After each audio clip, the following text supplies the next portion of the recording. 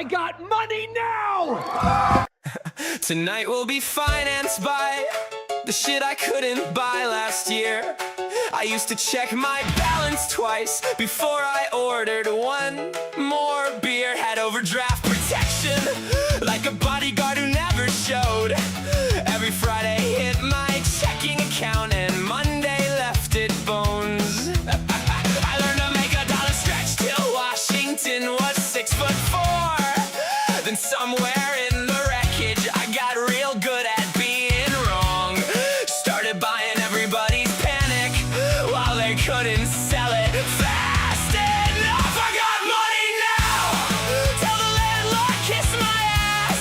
I spent years behind the market. Now the market pays me back. I got money now. Let the whole damn ticker bleed. I used to pray my card went through. Now my money works for me. I knew the price of everything, cause every dollar had a name. Could read a balance like a eulogy before I learned to read a trade. So when the whole world lost its nerve and every exit disappeared, I've been living in a bear market for the better part of 7 years.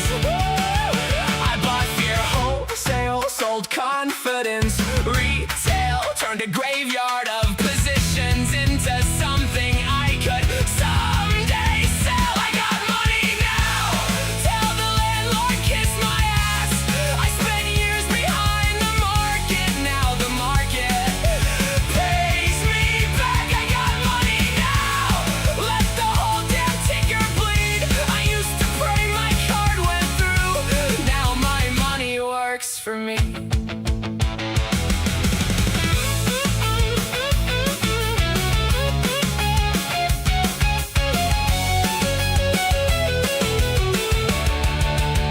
I got money now. Tell the landlord kiss my ass. I spent years behind the market, and now the market pays me back. I got money now. Let the whole damn ticker bleed. I used to pray my card went through. Now my money works for me.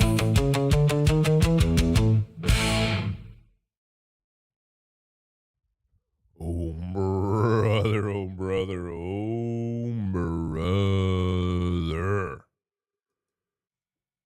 Good morning, good morning, good morning, and welcome back to another episode of the Matt Kohrs Show, where it is a beautiful Monday, August the 17th, and man, oh man, do we have a fun show for you guys today. We're going to be, of course, chit-chatting about the overall market. We're right on the precipice of another new all-time high. We have some memory and semi stocks that are looking real good this morning. I know just recently in the past like 15-ish minutes, the market took a little bit of a hit, but that's probably just because we have a new week opening gap, an NWOG or whatever you want to call it. So I think the market's just trying to clear up the chart a little bit. But if you look at the options positioning, it's interesting, albeit the expected movement on today's range is smaller, but I'm going to show you this. I don't just believe it. I'm going to show you the math and the stats behind it that I think the bulls are still happily in control. So the overall market looking interesting, as I've alluded to. Memory stocks, semis looking really, really good. I want to talk about Micron. I want to talk about SanDisk. I want to talk about AMD. From there, maybe a little bit of a chit chat about Intel. We had an insider buying,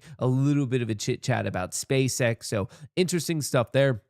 Of course, we're going to look at monetary policy and really what you need to know for the upcoming week. It's rather a quiet week in terms of major macroeconomic updates, so not expecting the most there. And then obviously, if you haven't seen it already, I put it out on Twitter, but I want to let you guys know that today is going to be a specialty show. If you're joining in now, I will remind all the other people later, but at 11 a.m., we have the opportunity to be chit-chatting with the CEO of Take Profit Trader. James Sixsmith will be joining the show today at 11 a.m. Eastern. This is the CEO of TPT, which just came out with a huge announcement.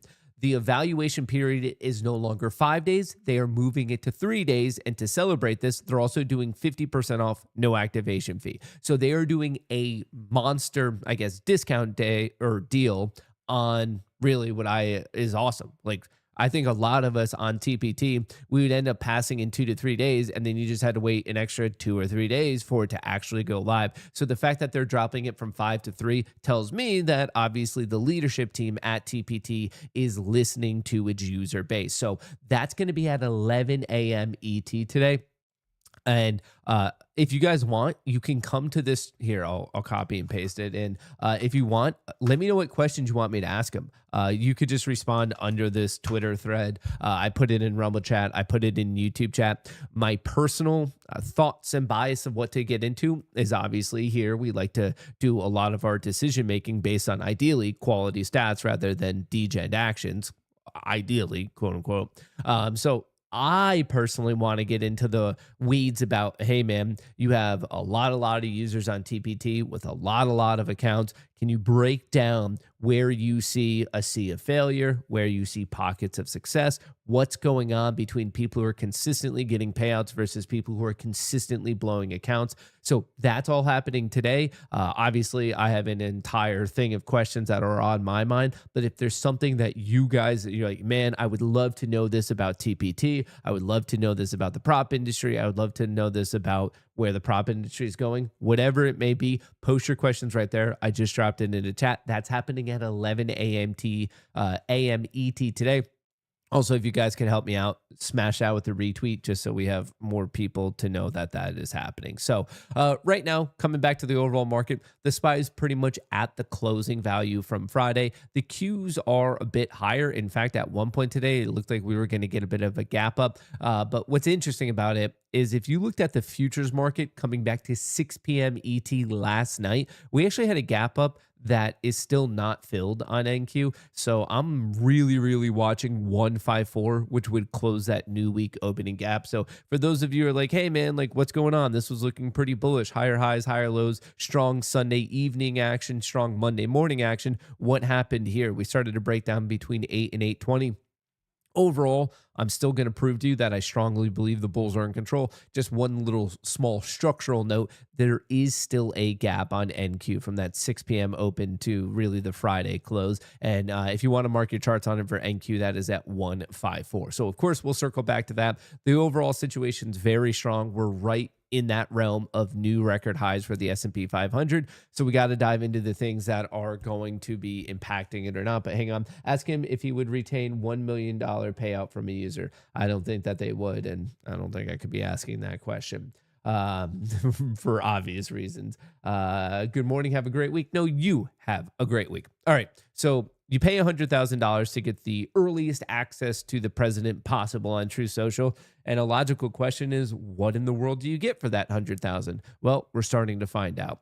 Thank you, George, for some of your brilliant ideas on this great military complex / ballroom, President DJT.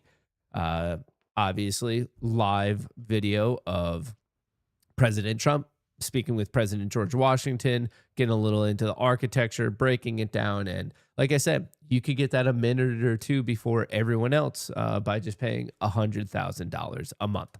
On more of a serious note, the Iran deal has officially expired. Coming into the weekend, the position of Trump and the administration was deal needs to be struck. What's going on? You have till the end of this weekend. And as of this morning, 9/10, August 17th, we actually don't have a major update. It seems as if a deal was not struck. And oddly enough, the market seemingly doesn't care because we're still in the realm of all-time highs. So I guess the market wasn't betting on it being done anyway, but that's a side point. U.S.-Iran peace talks prospects dim as violence flares up in Lebanon. And on top of that, Strait of Hormuz shipping grinds to a halt ahead of U.S.-Iran ceasefire expiry. So the deal expired. And it does blow my mind that seemingly the market doesn't care that much. Like we're still kind of in the sky-high territory, but the ceasefire has officially expired. Shipping traffic through the strait sank to a new low on Saturday. Only 5 vessels passed through the strait on Saturday, compared with 31 on the previous weekend. A fragile ceasefire between the U.S. and Iran is set to expire today, while talks have stalled. Once again, it's expiring today. It's a donezo deal. Side point, who are these 5 ships? Who are the captains? Who is the crew? Who are the people with like the balls the size of Manhattan to go through the strait in this particular environment? Kind of crazy. I'm making light of it, but seriously, like, this can't be a good situation. The number one goal and always will be that Iran cannot have in any way, shape, or form a nuclear weapon. Thank you for your attention on the matter. The fact that President Trump decided to Truth Social this out at 6:18 this morning kind of tells me that must be the major sticking point. And this is me just guessing. It's not like I'm part of the administration. I'm not a political expert. I'm not a military strategist. But the fact that we know the ceasefire ended, and then he goes and puts this out in the world, I think if we're just connecting the obvious dots here, that must be one of the major sticking points. So I guess we all need to be prepared to see if there's updates on that today. Iran's secret plan to escalate the war. Intercepted communications and other intelligence suggest a strategic shift by hardline leaders to raise the cost for the U.S. and its regional allies. So as much as it's economically impacting Iran, which it is, it's economically devastating. I guess right now the secret intercepted communications is also saying the same thing of, oh, okay, they're raising the cost of life for us. We're going to attempt to raise the cost of life for them. And it's very possible for them to do because remember, they're in control of some very important oil shipping routes. You could point out the fact that, hey, Matt, some of these seem to have been fixed, improved, and you are 100% right. They've rerouted some of the oil, but not all of it. And then that's just like one clear aspect of it. The other aspect of this entire situation are it is very costly to run a war, and our oil reserves are getting very dangerously low. So it doesn't live in a vacuum. It's not like a singular thing, but it seems like tit for tat. You're going to cost us money, hurt our economy. That's the plan in vice versa, in reverse order. Breaking, President Trump threatens to bomb Oman if they get in the way of the U.S. goals against Iran. This came out at 7 this morning. So this is how things happen sequentially. Ceasefire ends over the weekend. Fast forward to Monday morning, we get this update from President Trump on Truth Social that Iran cannot have nuclear weapons. Then an hour after that, I'm going to bomb Oman if they get in the way. So I think if we're just connecting obvious things here, it tells me that Iran in the negotiations wants the capability to have nuclear weapons, and apparently Oman somehow getting involved, and it doesn't seem that they're necessarily on our side of the negotiation. So once again, do I have the clear-cut evidence of this? No, but I think we're making very reasonable extrapolation. So that's some of the hot news internationally, not involving us. There is other news. China's slowdown deepens with momentum collapsing beyond tech. It's been quite a while since we've talked about China, and I feel like the last time it was like a major part of the show, we were getting into the situation where they had serious issues. They had a shadow banking issues, they had real estate issues, they had a weakening economy, and apparently those are all still true as of today. So it's been a minute, but the same situation is still happening.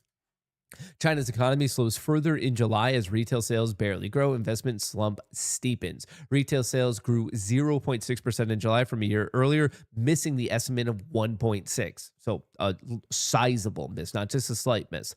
China's urban fixed asset investment, including real estate and infrastructure, contracted 6.7% in January to July period. Once again, the real estate situation, they have actual straight up ghost towns. It's crazy. Industrial output rose 4.5% in July, undershooting the estimated 4.8%. The urban unemployment rate stood at 5.2% in July, ticking up from 5% in June. So unemployment is going up, spending is going down, and real estate investment has been going down, and it's still going down. So not a good situation there. Not too far away, Japan's slower growth complicates BOJ's messaging on rate hikes. More recently in the news over the past week or two, we were talking about the U.S. getting involved with Japan, specifically bailing out the yen. If you haven't seen it, it's kind of holding USD, JPY. So right here, things were getting pretty frosty for the yen, trading at a very low value relative to the dollar. Of course, you could look at it in the inverse way, JPY, USD, just most people do the opposite. But anyway, it was at a 40-year low.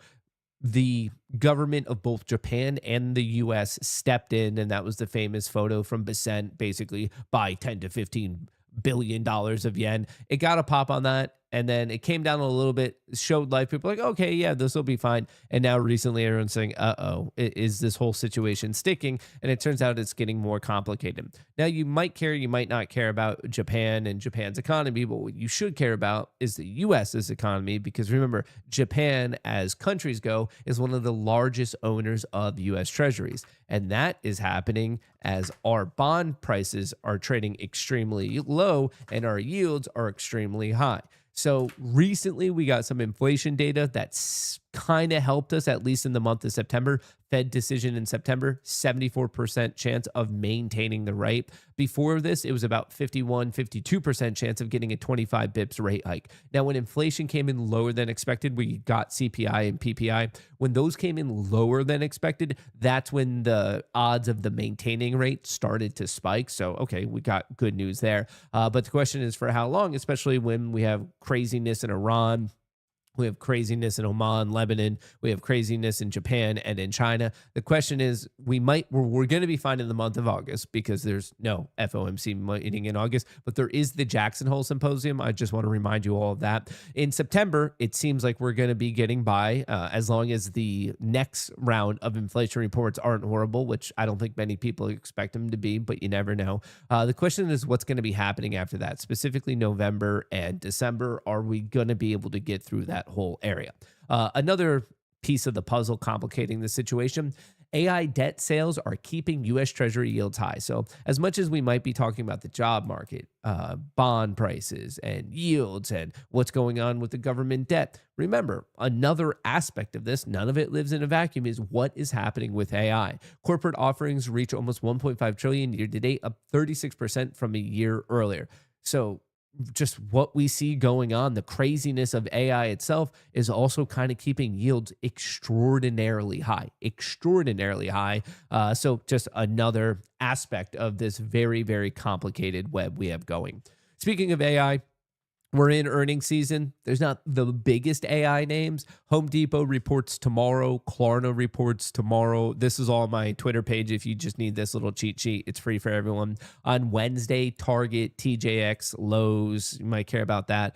Thursday, you probably should care about Walmart and Alibaba. We also have John Deere. So they're all interesting ones. Obviously, it's not the biggest earnings week in the earnings season, but clearly it is a week of individual companies. There is some excitement. So wanted to put that on everyone's radar. But probably still what is the most exciting is what is happening with the current AI trade. So I want to bring to your attention Micron, recently at 740, currently trading at 996. Not only did it gain 2.3% on Friday, it's up another 2.5% this morning. At one point in pre-market trading, it was above that $1,000 mark. SanDisk, same thing, making a huge run recently, really. 973 all the way to 1,700. Once again, for the people who maybe just your kids are yelling, your manager's talking to you, you haven't had your coffee yet.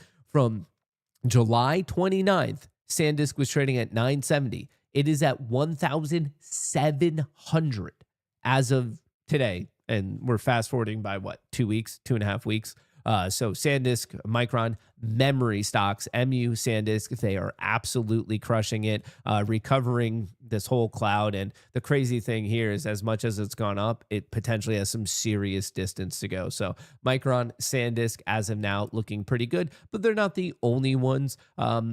Right now, memory stocks are in favor. Intel is up a decent amount this morning. It was reported that I believe the CEO, he filed to be purchasing more of his own stock. Obviously, that's viewed to be pretty positive. AMD is catching a nice bid this morning. So some of these semis, I guess it just went slightly red, but it gained a nice 6.5% on Friday. NVIDIA also up 0.5%, and then Broadcom up 0.6% after getting actually hit on Friday. So memory stocks, by and large, huge pop this morning relative. Semis, these semiconductor companies, the processing chips, they're looking pretty good. And then some of the upstream plays, I do want to bring to your attention something like ASML. They create the machinery. That's up 1.2%. So what you need to know is there are clear hot pockets related to the AI trade that are obviously catching people's interest this morning. And part of it is because what Howard Lutnick, the Commerce Secretary, just said to Wall Street Journal. U.S. urges Apple to not buy Chinese memory chips. Commerce Secretary Howard Lutnick urges iPhone maker to find other solutions to AI-driven supply crunch. So basically, if you have a U.S. memory play, you're good because you're in a certain sense, being insulated by the U.S. government, who clearly is interested in putting pressure on them to not use Chinese-based alternatives. So that's a big reason this particular story, for whatever reason, maybe you agree with it or maybe you don't, but for whatever reason, this particular story is outweighing the fact that the Iran ceasefire deal is ending. So interesting movement there. As I alluded to at the start of today's show, there's not really much going on this week. There's no big major macro announcements today or tomorrow. FOMC meeting minutes on Wednesday, manufacturing numbers on Thursday, and some S&P global numbers on Friday. So not really the heaviest week. Monday and Tuesday, literally nothing, squat, nothing. So that should make it a little bit easier to hopefully not get surprised. But what I did want to bring to your attention, we haven't really gotten into this type of data lately. Biggest NASDAQ short of all time. Now, not necessarily true if you do it on an inflation adjusted basis by just looking at the nominal value. Yes, apparently NDX futures positioning, asset managers and hedge funds are the most short that they've ever been by a dollar value. And it's approaching negative about 17, 18 billion, which is a huge drop in change from before the previous high that we hit at roughly halfway through 2025, where they were net ahead by about 40 billion. So they definitely switched their positioning, effectively just calling for some sort of pullback. Are they right or are they wrong? That's something that the history books can, I suppose, write about. But if things keep going, if things get squirrely with some of these major AI names, well, now we have players that actually could legit just get blown out. So this adds a very interesting dynamic. Are things overvalued? Yes, they're obviously overvalued. Are memory stocks insanely overvalued? Yes, they're very obviously insanely overvalued. I'm not telling anyone that this is a great time to be long-term investing in memory stocks, but what I am saying in the short to medium term, all of a sudden, if we keep trending up and pressure keeps getting put on these asset managers and hedge funds, it could get really bad. And if you don't believe me, well, I completely forgot about this, but let me show you something that happened last month.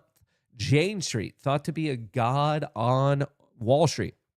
Jane Street posted roughly a $15 billion loss in July. They got their ass handed to them. Absolutely destroyed. $15 billion loss, which is actually still technically a little bit less than this guy right here, Leopold, but lots of money. So we're talking about big money positioning, big money moves. So depending on your time frame, there's obviously different things to be paying attention to. Jane got streeted, I guess you could say that. So I just want to throw different time frame aspects out there. Is that something that's going to be impactful today for day traders? No. The day trader things, that's why we went over the fact that there's nothing really scheduled and the Iran ceasefire deal has completely expired.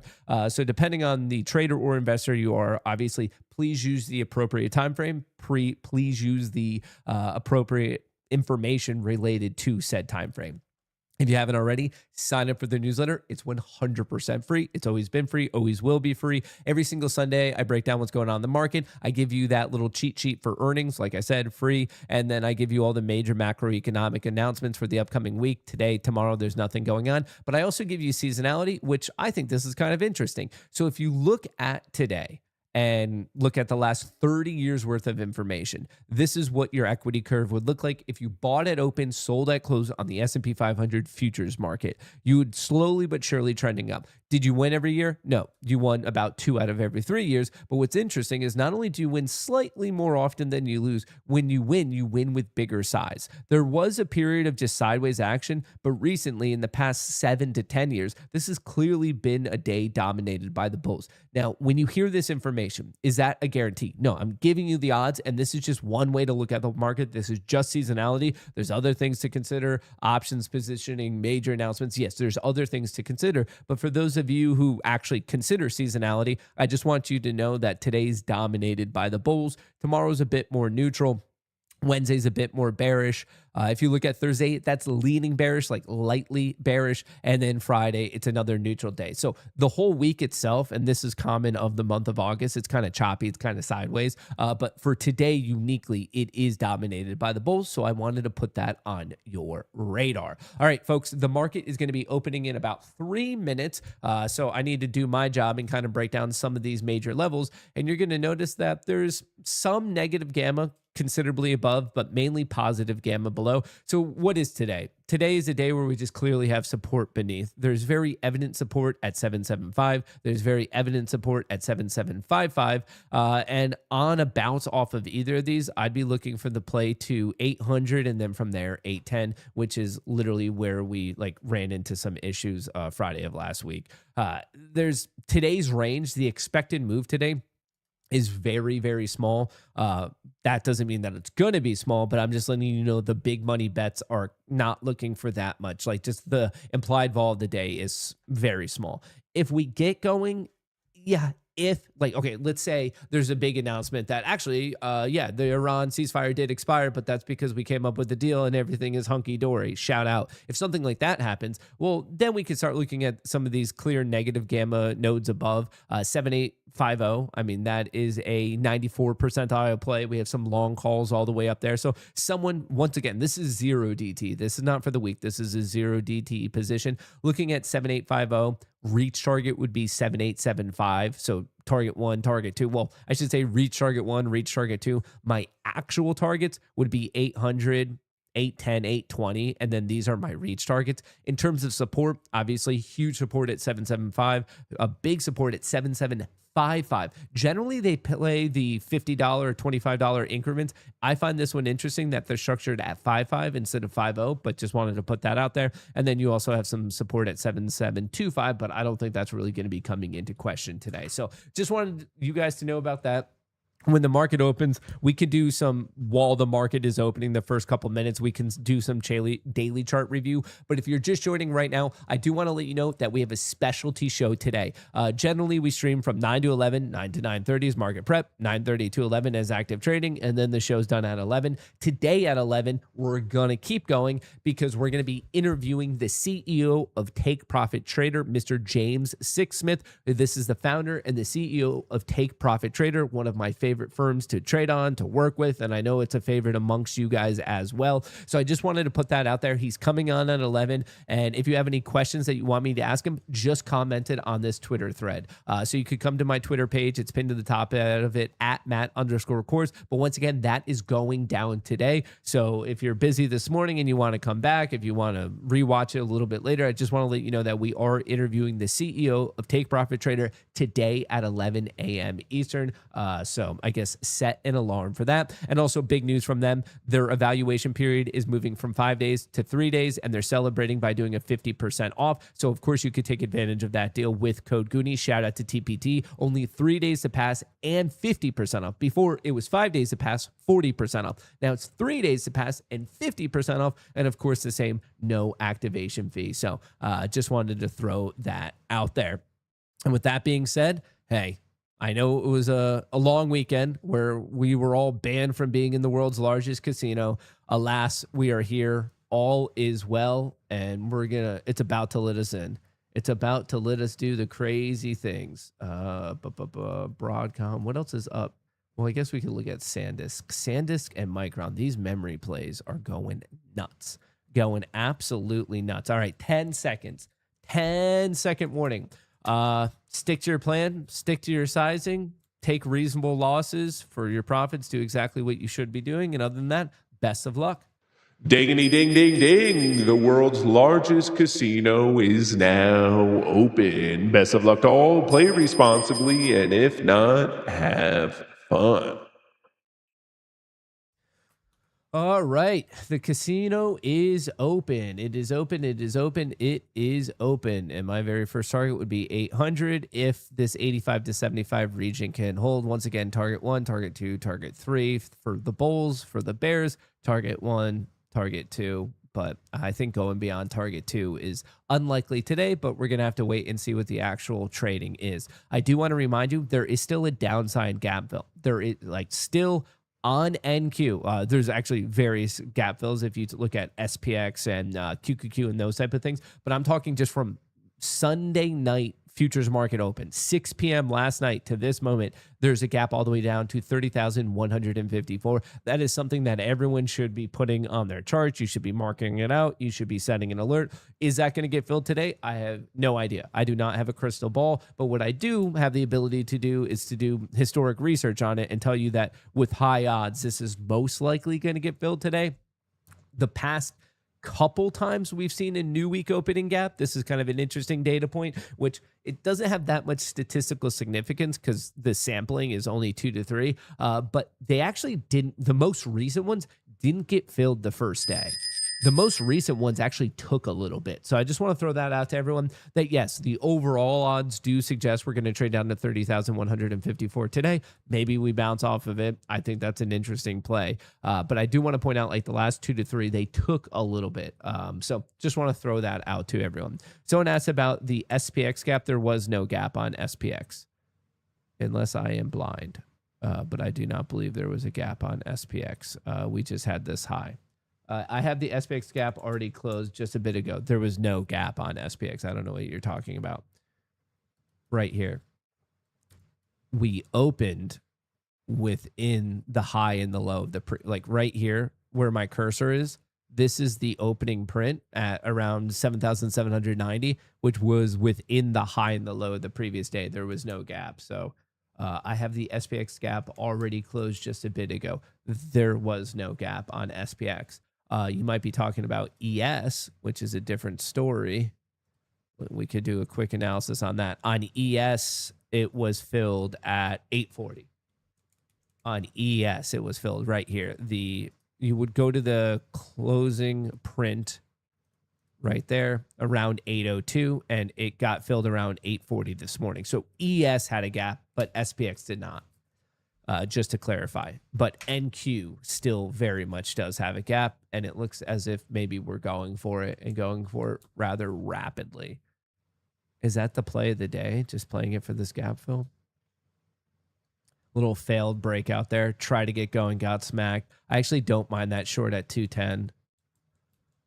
Right here, try to get going on the 1 minute, got smashed, and you have a clear target that I think a lot of people are going to be paying attention to. And I think it becomes a pretty obvious play if it goes below 180. Not that I'd want to get my fill at 180, but if we take out that low, 154, the gap is 154. And the lowest on the session thus far is 163, so roughly 10 points. But look at these ranges. We just went from 190 to 240. These opening half hour, these opening hour per minute bar ranges are so tough to trade. Golly.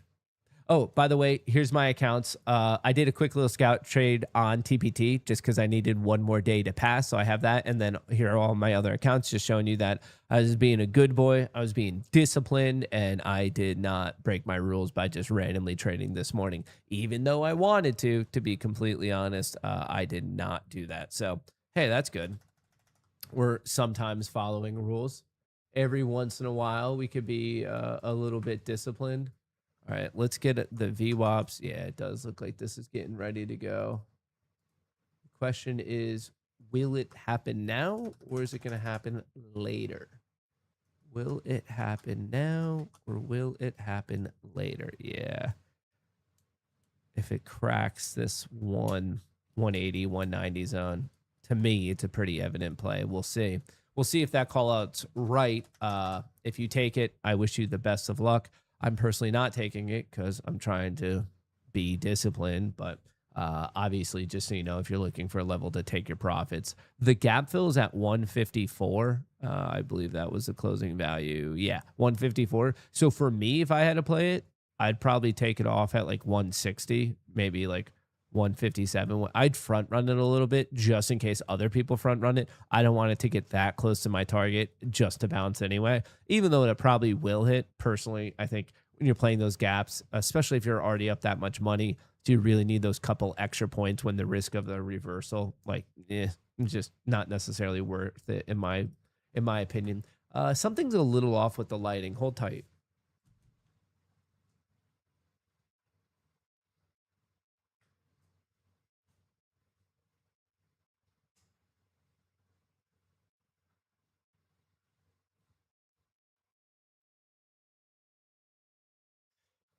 All right. Yeah, I think that's a little bit better.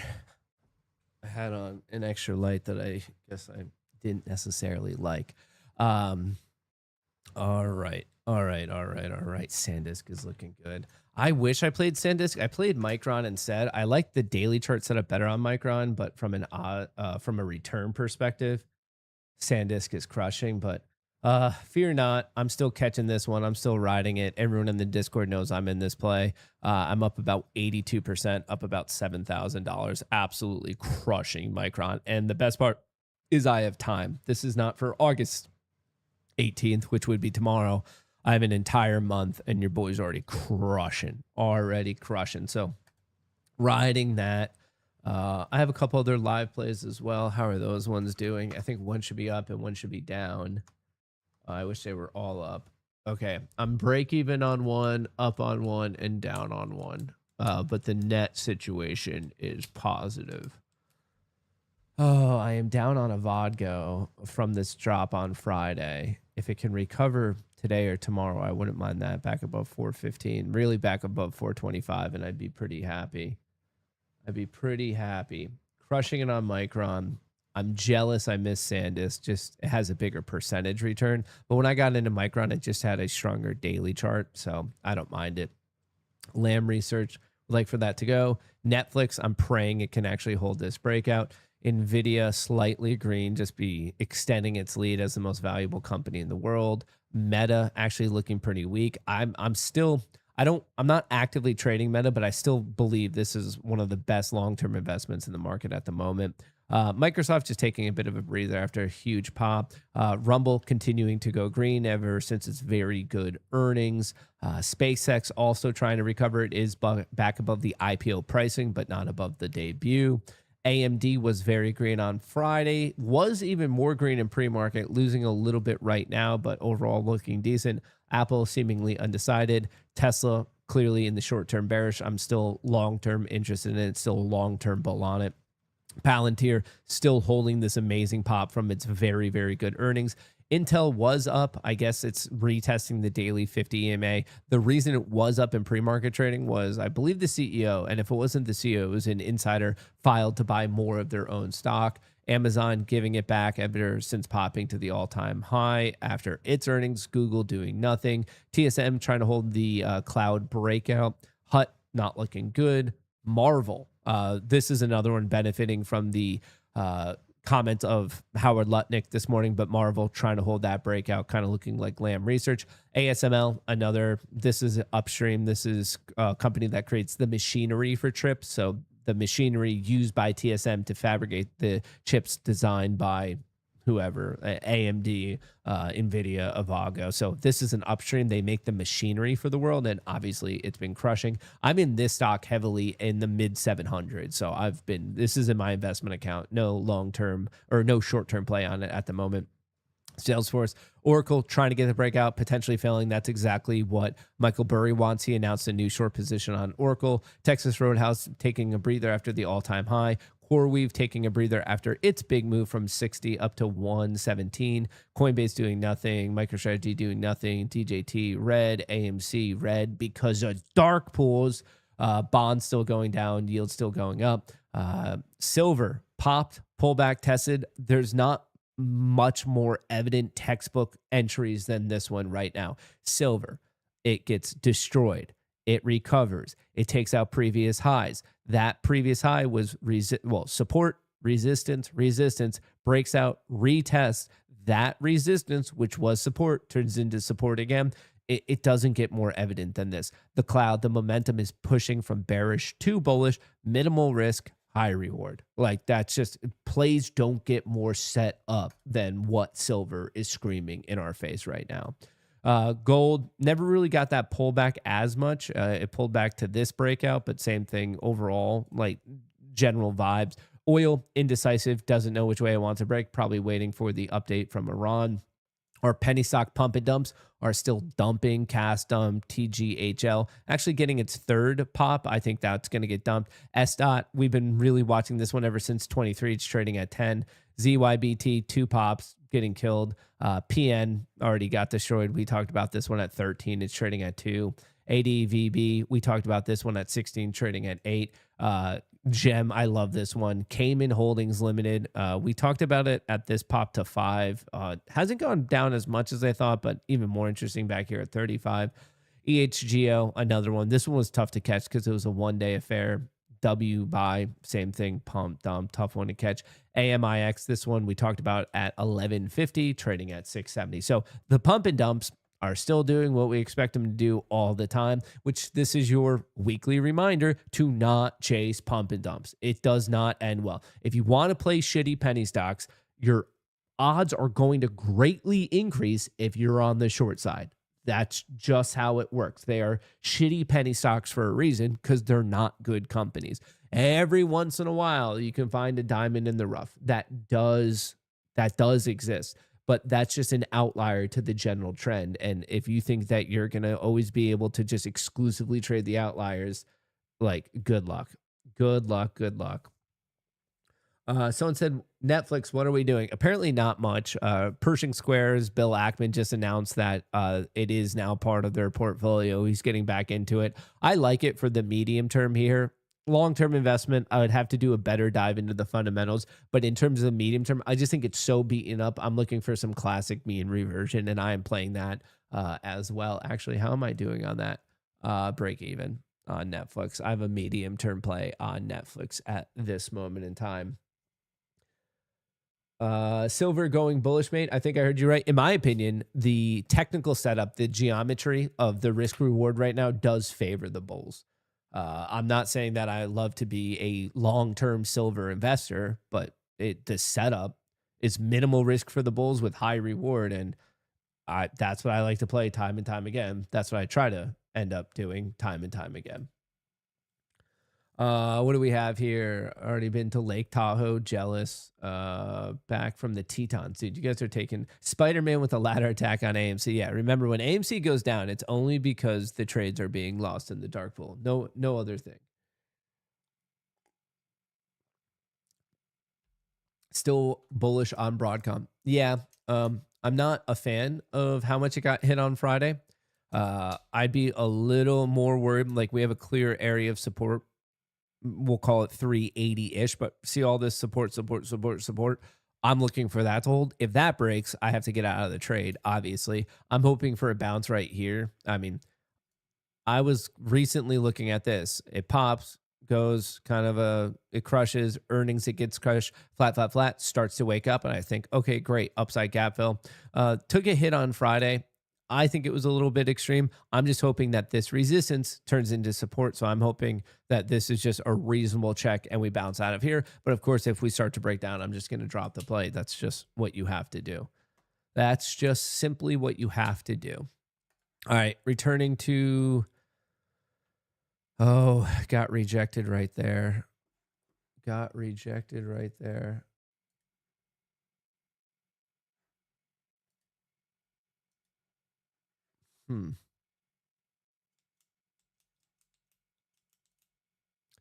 I'm seeing a clear wall of look at all these wicks.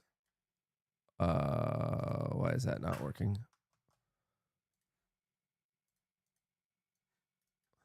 Just wick city. It can't get going above. It keeps this white line is the 100 EMA, so it was battling it out at the 50. The cloud on the 1 minute since open has gone red. Wick. So They're not making it the easiest trade to the downside gap fill, but there's a clear wall of resistance, And zooming in on this is the 1 minute. Yeah, you have some trapped sellers down here at 175. That was one of the first bounces. Interesting. Remember, the green is aggressive buying. The purple is aggressive selling. I'm currently on the 1 minute. You can see the point of control is 215. You could also see that above me there. So the yellow is 215, and then this white one, we have the, that's a failure. Another wick failure. What was that wick? 220. 220.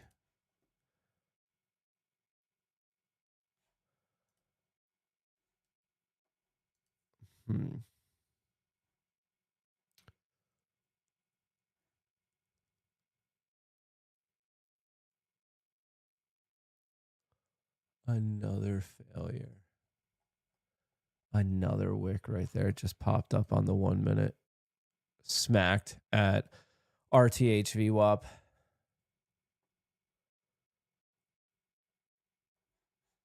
Smacked.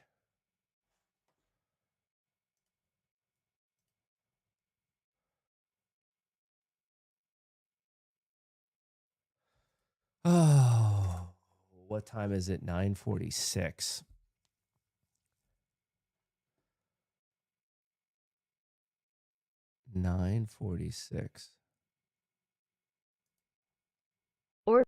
Order filled.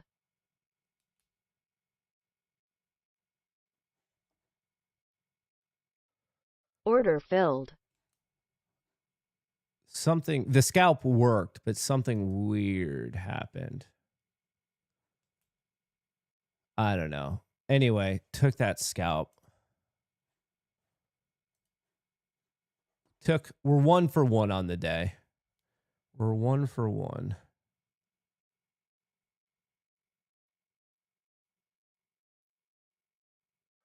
We're 1 for 1. Felt like, and what I'm saying was weird was it seemed like it took forever for the trade to register. Like I saw that it got hit, but then it showed it was still in it, and like it finally updated, which was a bit strange across the board. I guess I'm still having somewhat of issues with my trade copier, which is a bit of a bummer. Okay, so now we're finding we ran into resistance, wick, but now we're just doing it again. Same thing. So the question here is which one's going to break? We're running into a wall and all this buying is getting absorbed. And then on the opposite side, we can see this in real time from the order fill. All this selling is getting absorbed. And that, I guess we're seemingly having an issue at the point of control, which is just where most volume has been traded today, and also the 100 EMA. So I'm watching the 215 to 240.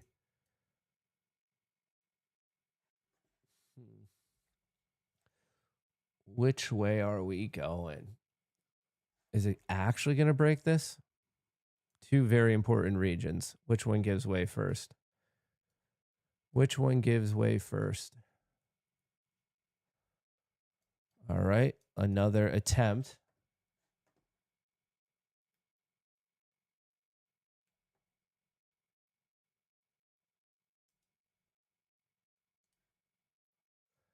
Another attempt from 9:33 to 9:37. It attempted for basically 4 or 5 minutes straight, got smacked.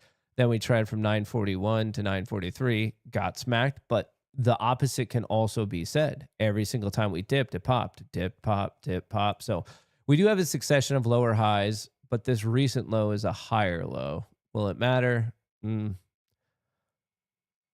see. We'll see.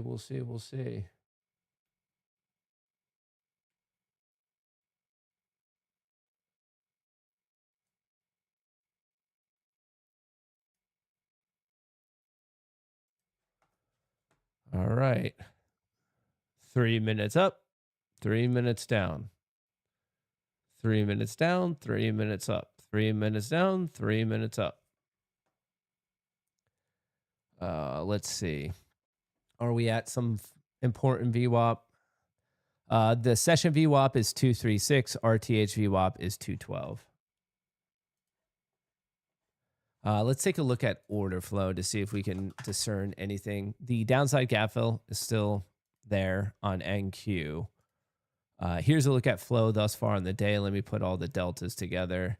S&P 500 down, kind of flat, not really trending. Mag 7, the one expiring today is doing nothing. The one all expiration is trending down. And then the Nasdaq kind of trending down, but has been flat. First 10 minutes down, but now flat. So not really interesting movement in any of these thus far. So we'll have to circle back to that. SPY is catching support at the low value from Friday, while the Qs are hitting resistance, which was just established at this 50 and this 100. So clear resistance, clear support. Even NQ here, I'll show you on the 1 minute. It's SPX just got rejected at its 1 minute 50 EMA. So it's finding a lot of support at not only the low value, but it's not just the fact that we're running into the low. We do see a positive gamma node here. We call this, I mean, it was on the chart before, like before the market even opened. I had this marked out for everyone where I showed you that 775 support. So could be a little bit of a fake out breakdown here at 947. I don't mind that trade. We sweep the low, and then if we immediately pop above, I don't mind that at all. You're buying it off of support, a potential reversal. Like I said, do not mind that trade in the slightest. This bar right here, if you went long at 947, I like it. Support, support, support. We wick down right away. It gets reversed, and I mean, you might still be in it. Your stop's at break even and you still haven't been tested, and you might get this reversal, the red to green test. NQ is maybe getting this breakout. So we had resistance. We ran into it. Support, higher low, breakthrough. So that, in my opinion, and you could trade however you want, but I think it makes more sense from the geometry to wait for the breakout to see if it retests, and then can hold that retest and then go from there. I personally don't like chasing the breakout of the breakdown. I suppose if you're scalp trading, you could have at it. And I do plan on scalp trading today, but I'm talking for more of my I'm prepared to be in this trade for 10, 20, 30, 40, 50 minutes, something like that. I prefer this setup where it breaks, retests, you establish a higher low. See, we had one low, the next low. I'd look for the higher low and then to go. If this is a fake out, I mean, think about this inversely. This right here, we were at support, support, support. We break down and it pops right up. It could be the opposite. It could be a fake out breakout, especially if we start to crack 210 or something like that.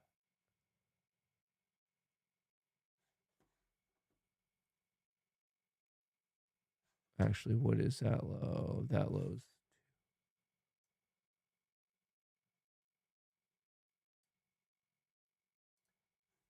yeah, I'm watching this zone pretty closely. NQ starting to look a little bit better. It's above its cloud. It's above its 100 EMA. Obviously, you have the intraday high to be paying attention to. We never got the downside gap fill. Find that interesting, but we never did. I'll keep that on the chart. It is at 154 is the downside gap fill. Nice pop. The question is it just going to be a fake out, though?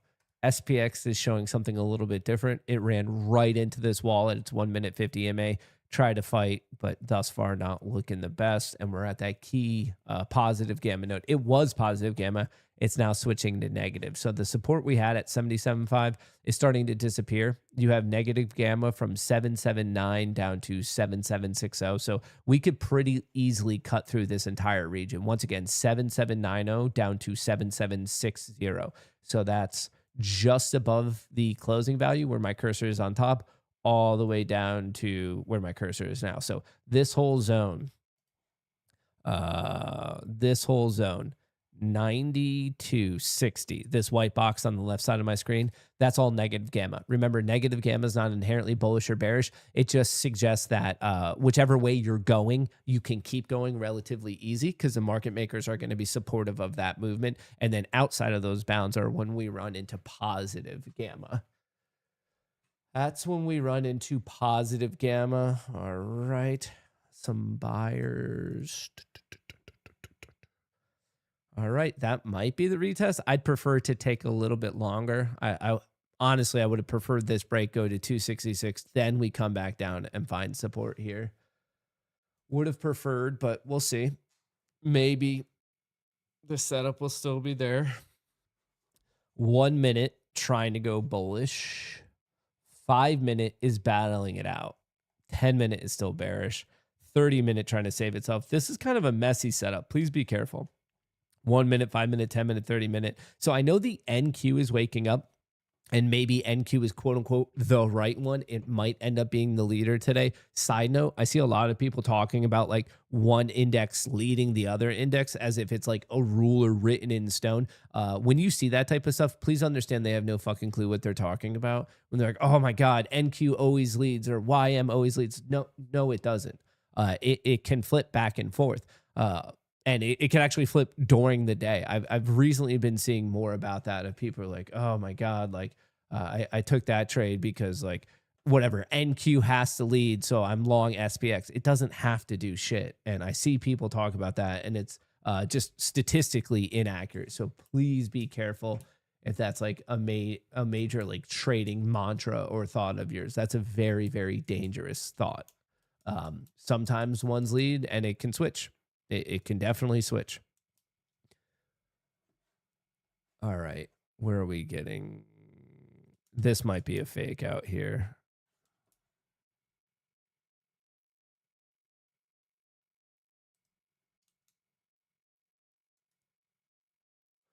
We're going to see. We're going to see. Could be. Or buyer's going to step in. Remember, I mean, I drew it up here for you. We pop. We pull back, resistance, this whole white block spin resistance turns into support, and we bounce. What's sketching me out a little bit is the S&P 500 is not really seemingly the most excited. How's flow looking? S&P 500 flow is still down. Of course, that's another thing that can change on a moment's notice, but it is still down. Mag 7 is down. And then Nasdaq flat-ish, down-ish. Nasdaq is probably the better looking one. It had a decent pop, but S&P 500 price action, not looking so good. Fake out breakdown leading to a fake out breakout. So we have two fakes. Who's the real one? The Nasdaq just had a nice bounce at support, but now potentially a fake out breakout. We got to see if it actually gets out of this box or not. Let me take these arrows off the screen just to clean it up a little bit. Might be a bit confusing. But if you look at larger time frames, yes, the 1 minute on the Nasdaq's now bullish. All the other ones are bearish. 5 minute potentially just got rejected. 10 minute got rejected at that high. 30 minute doesn't know what it wants to do. Looking at ES, it's actually getting hit in real time. But every time frame, the price momentum on the S&P 500 is bearish. Someone just said flow alert on the S&P 500. It is almost 10 a.m. So I wonder if we just have some large trades. Micron still going. So what's keeping this still alive is apparently just Micron, which I'm not complaining about because I am crushing that trade. Up about 7.8 thousand on that one. So Micron's daily is looking good. So is SanDisk. I mean, these memory plays are hot commodities. So it's probably the memory plays that are giving some excitement. Probably these memory plays. Here's a look at the, it's starting to turn down. We're right at the POC, the point of control. Remember, POC is just where most volume's been traded, like the singular price where most volume's been traded. And from 6 p.m. market open last night to right now on the NQ contract, that is 30,215. Potentially getting smacked here at VWAP. VWAP was 236. We popped up to 250. And we're just now ping-ponging in between the two VWAP, session VWAP and RTH VWAP, which that zone is 236 to 216. So that's a tight 20-point region. Also, the RTH VWAP is essentially the point of control. So the question is it staying above or below 200? That's like, I would say, the very important question if you happen to be trading NQ is, does it hold above 200? And you could even push that up a little bit higher. So it's maybe trying to bounce out. Who knows? Okay, 10 a.m. What's happening now that we're officially 30 minutes into the trading day?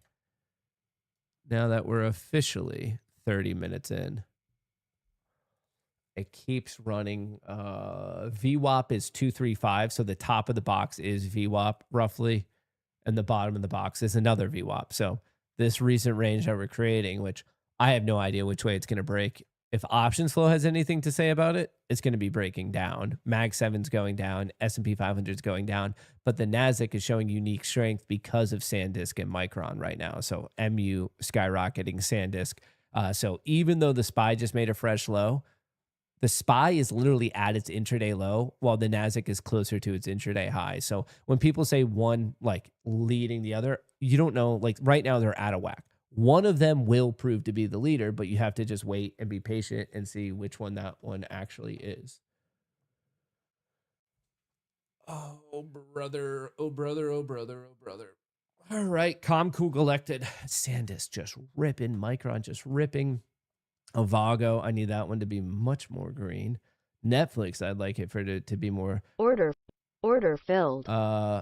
My trade just got hit, took my second one of the day. So thus far, I'm 2 for 2 with a decent amount of slippage. They should all be at 215. Some of them are above it, 226. Other ones are below it, 126. So right now, just getting a little beaten up from slippage. But my goal for today and this week, I had a I don't know. I don't know if any of you guys are like this. Do any of you guys get so tired you're sitting there blowing out your evals and your accounts and making stupid trades that like you just think about it and like you're like, okay, like the next day, I swear I'm gonna be disciplined. I'm like so tired of like lying to myself and not doing exactly what I need to do. I had one of those moments over the weekend.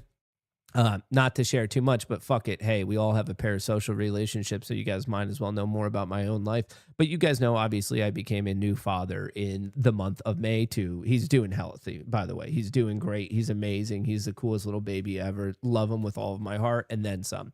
But as much as that's been going well in my life, super stoked to be a dad, super stoked to hang out with him, super stoked for my wife to be a mom, like all of that, like my familial life is like probably the best it's ever been in my entire life.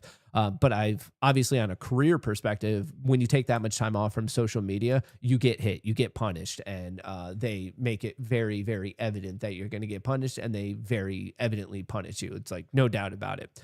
So that took a hit. Which, whatever, we're working to rebuild that.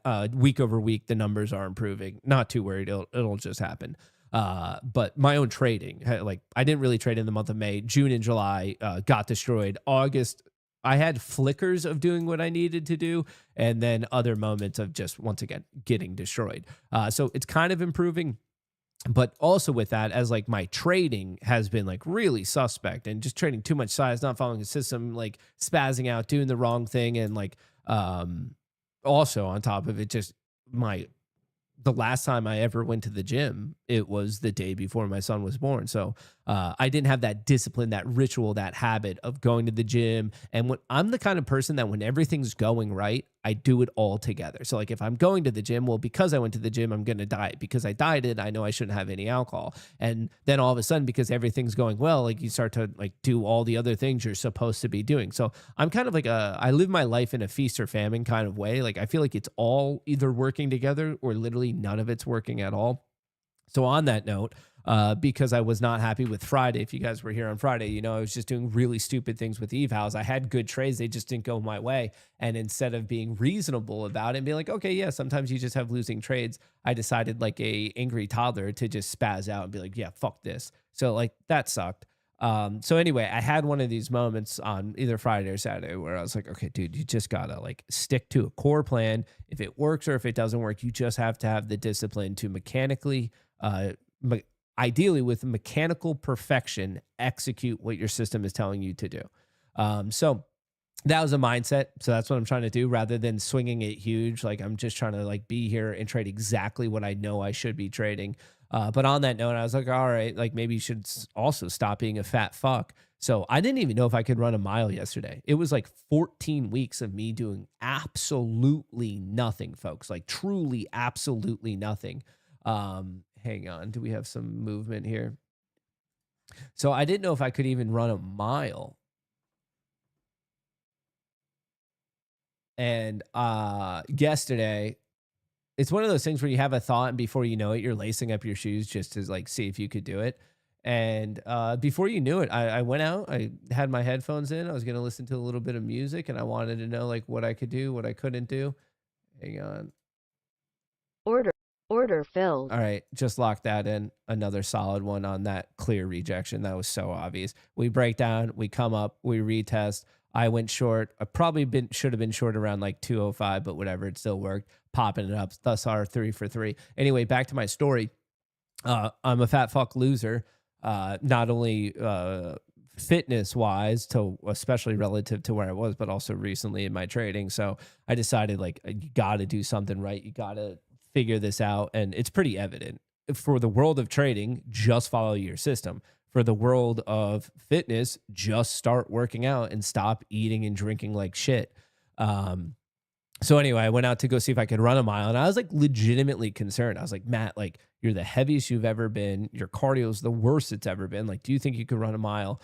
And I started running, and of course it felt like shit, but I pushed myself to end up running 4 miles. So it was like I don't know, roughly like a 40-minute run. I'm not saying I'm like, was Usain Bolt. I'm not at all bragging my speed. My speed was probably like the slowest miles I have ever run.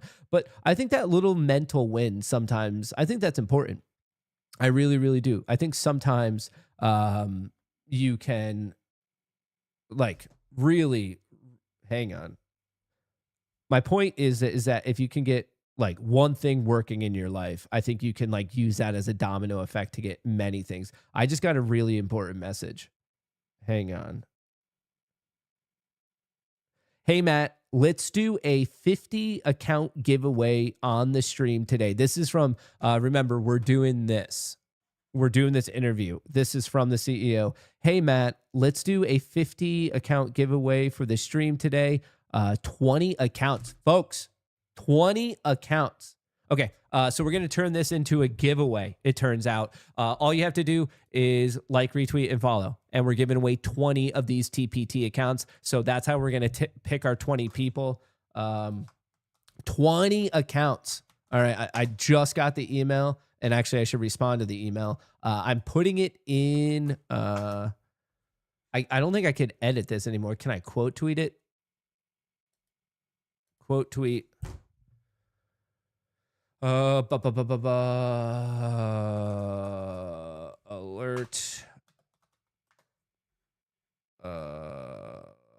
Okay. Massive give away.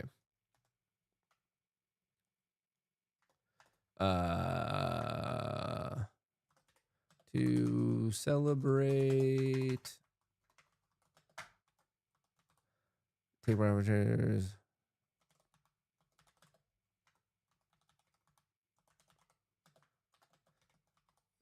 Today's interview,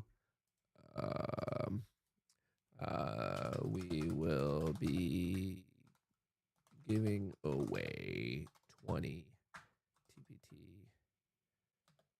evals. All you have to do is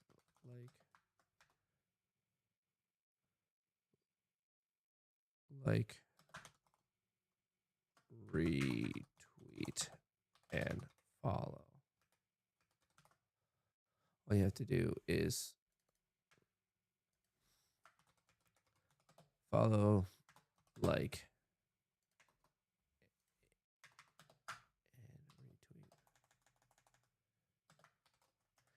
the original post. All right, cool. Massive giveaway to celebrate the announcement and today's interview. We will be giving away 20 TPT evals. All you have to do is follow, like, and retweet the original post. Okay, cool. That is up there. That is out there. So just do it on the original one, obviously, here. Once again, I just put in chat. My mod will also drop it in chat. But it's 20 of these. That's a big one. Generally, we're doing 10. They doubled up. Actually, I should respond to that email. We just got it from them. We should respond to this email. I'll just end with a quick sounds good. Where are we at?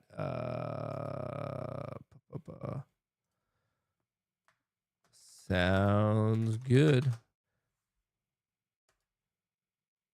Okay. I just responded to the email. So that's cool. We're giving away 20 of these. We're hyping up the interview. Once again, if you don't know what's going on, James Sixsmith is the founder and CEO of Take Profit Trader. He's joining the show today at 11. So we're just going to be asking him a ton of questions. And of course, if you have questions you want me to ask him, just comment it below. Check that out. But it's cool to have just gotten that email. And the reason this is happening is they just made some really big announcements. The evaluation period is no longer 5 days. It's now 3 days. And instead of a 40% discount, it's a 50% discount. And there's no activation fee, same daily payouts. So daily payouts, no activation fee, 50% off. And the eval got moved down from 5 to 3. So absolutely crushing it. Absolutely crushing it. I don't have an X. That sucks. Go get an X. I don't know. Join the 21st century. What do you want me to say? Or be happy for someone else when they win.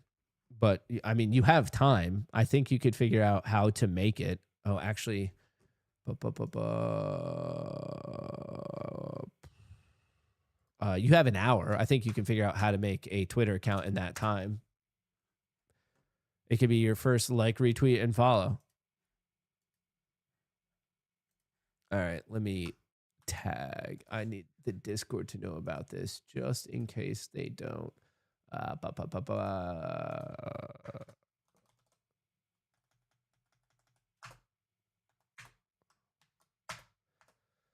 Okay, everyone in the Discord, that is there. You guys on stream know it. You know what's up. What did we miss? Wow, a fake out breakdown. Oh, wowzer.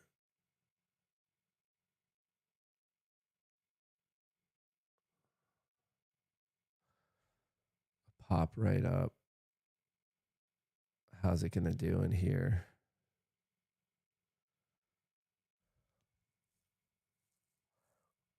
Is this actually going to pop here? Kind of interesting. Fake out breakout gets above the region, gets smacked. Then right here at 10:08 gets pushed below the region and pops up instantly. Is this just a lower low and it's going to lead us to this 154? See, before when I said people like to front run these gap fills, the gap fills 154, the yellow horizontal line. See here, we got as low as 161. So it's odd. That's tough. That's 7 points. That's like kind of a really strange amount to front run it by. TPT are my fave by a long, long way. Yeah, for people who are looking for daily payouts, especially now with the 50% discount, and now that you can get a live account in 3 days instead of 5, really, really hard to compete with that. Really hard. But I think they even know that, which is why I believe it's only running for a week. It's only live for 1 week. When it's over, no extension. So the 50% off, which means it's less than $100 to get going. Yeah. So it's 80, 85 to get going. It's only live for 1 week, just so everyone knows if you didn't get that email. All right. SanDisk is going. Micron is going. And by the way, for those of you who, well, first of all, good luck getting into this giveaway. But for those of you who are helping me out with the like, the retweet, and the follow, thank you. Less than 100 for all in. Yeah, I think it's about $85 for all in. If someone wants to check my math on that, but I think it's about $85 all in. No activation fee, that type of stuff. Like, no, I guess when I say that type of stuff, I mean like no hidden stuff of like, oh, okay, you passed, but now you have to pay this. Like, that's it. MU, very good to me. Dude, me as well. Me as well. All right. We're still in this range. We're still in negative gamma. SPX showing a little bit of life, but same thing. It was technically a lower low, but it could have just been a freakout low right here. Inverse shoulder, head, shoulder. It's showing a bit of life. It's trying to get the cloud going. Same thing here, but this is also the region. We just be careful. Rejected, rejected, fake out, breakout, rejected. This is a dangerous zone. So please be careful. We are coming up back in between. So we're back to where I guess square one in a certain sense. We're just bouncing in between the two VWAPs. It tried to get above, got smacked. Try to get it below, bounce. Try to get back in, smack. Try to break above, smack. Try to break below, bounce. Like we're just getting pinned to the two VWAPs, which this region is really collapsing in on itself. And the point of control as well, which is above my head, is at 215. So this 210 to 230. It's just, are we above it or below it? And right now, like a rubber band, we just can't seem to break. Like we get a little bit, and then it's like mean reverting right back to that. So play that accordingly. Long the extremes, the low extremes, short the top extremes, or just be careful. Like this is, in my opinion, and do what you want. As I remind you, I'm not your mom. This is a dangerous zone to try to be chasing the breakouts because it's so brutally. This is what happens when you chase. The low was 165. If you chased it, that if you were deciding to chase that short, it only went to 160. So unless you had a little scalp play, like you're already screwed. This right now in real time is a great example of why chasing is extraordinarily dangerous. There's probably people in here who chased the VWAP breakout at 240. You saw all these wicks. You saw VWAP broke. It went from 240 to 254. You had 15 points, and then it got smashed on you. You have to be really careful. Matt, does your advice on NQ also work on the Qs? They're the same thing. NQ is just the futures contract for NDX, and QQQ is just the ETF for NDX, but they're both the NASDAQ 100, with the NDX being the actual NASDAQ 100. NQ is the futures equivalent. QQQ is the ETF equivalent, while NDX is the actual index, but they're all one and the same. They're all one and the same.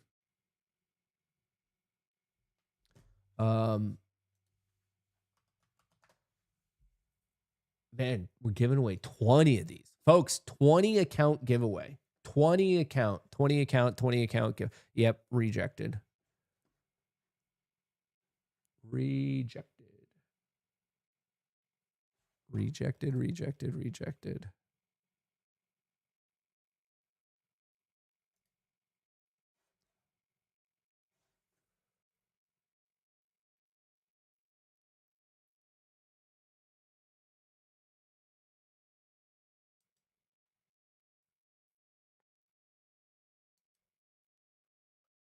Oh, brother. Oh, brother. What about SPX here? Oh, that's not looking good. A clear lower high. What time is it? 10:17.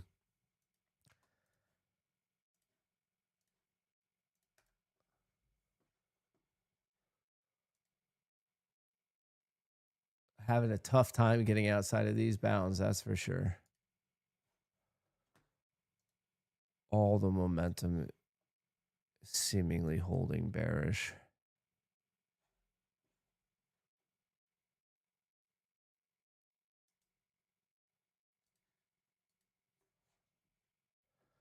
Well, is this going to break and puke to 187 right here?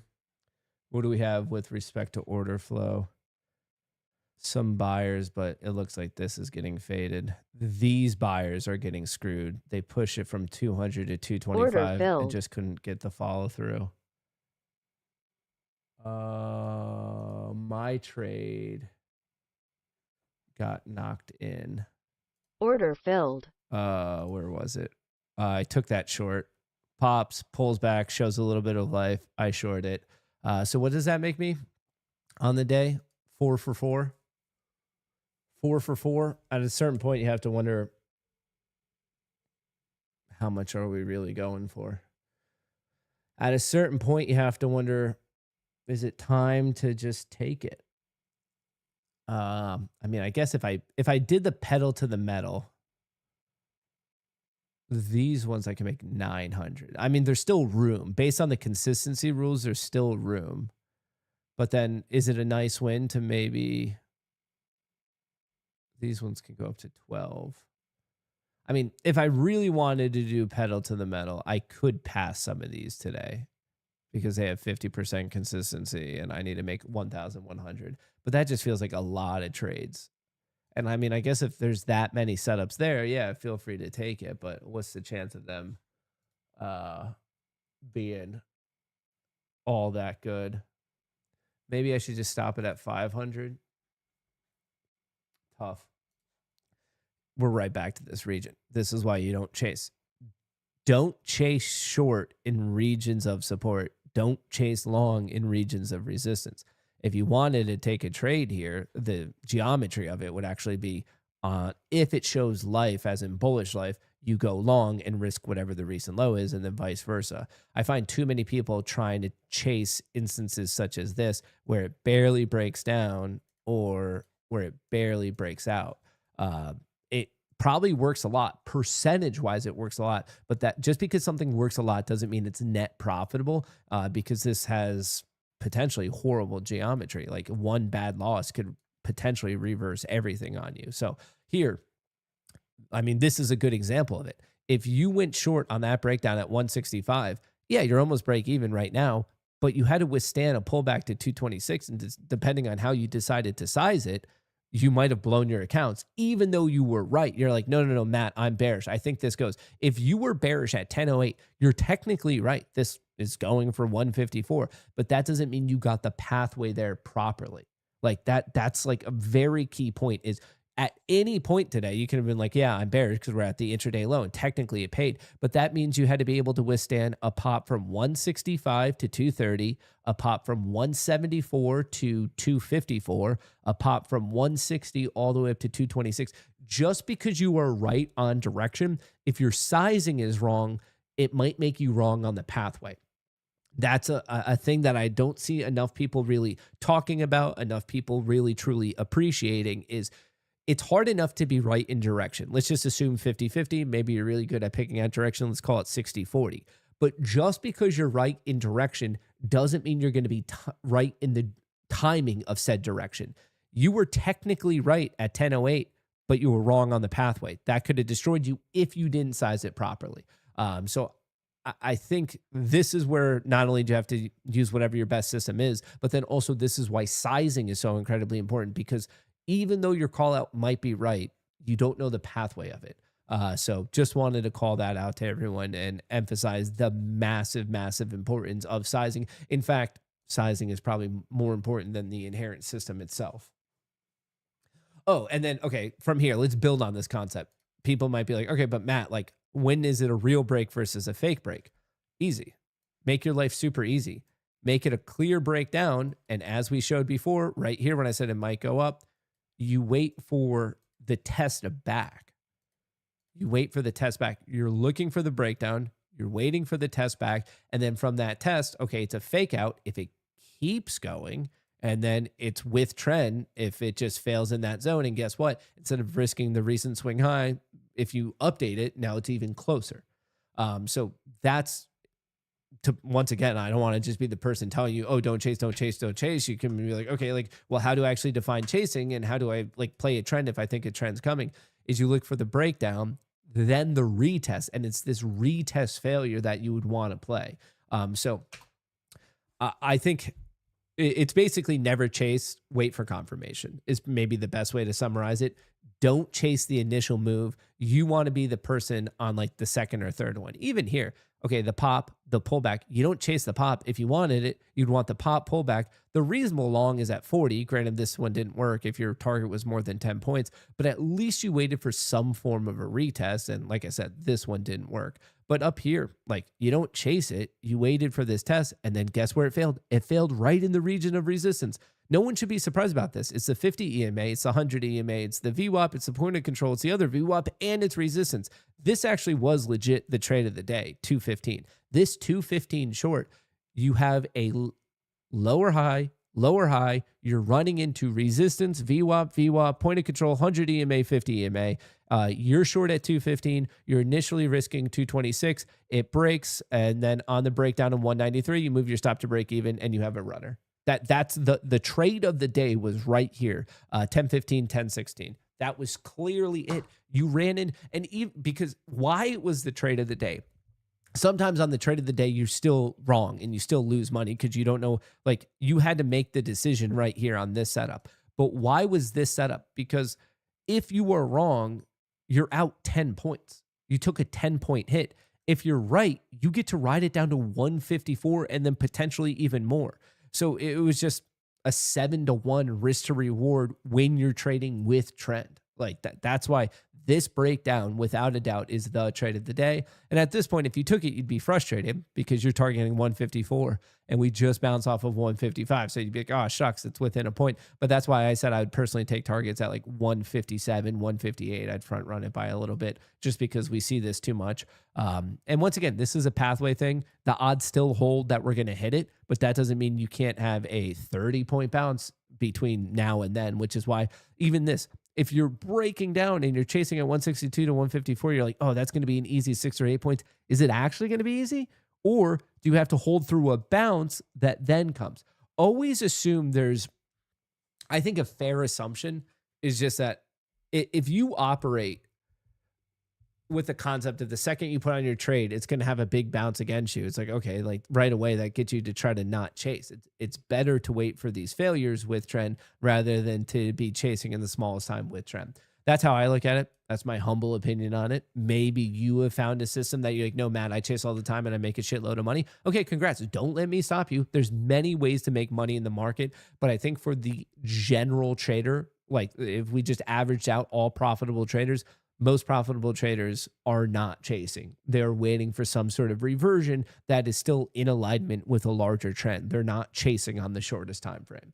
But when it comes to trading, nothing is gospel. Well, what's gospel is risk management. But beyond that, there's many ways to manage your risk and be a profitable trader. But I find too many people who do dumb shit.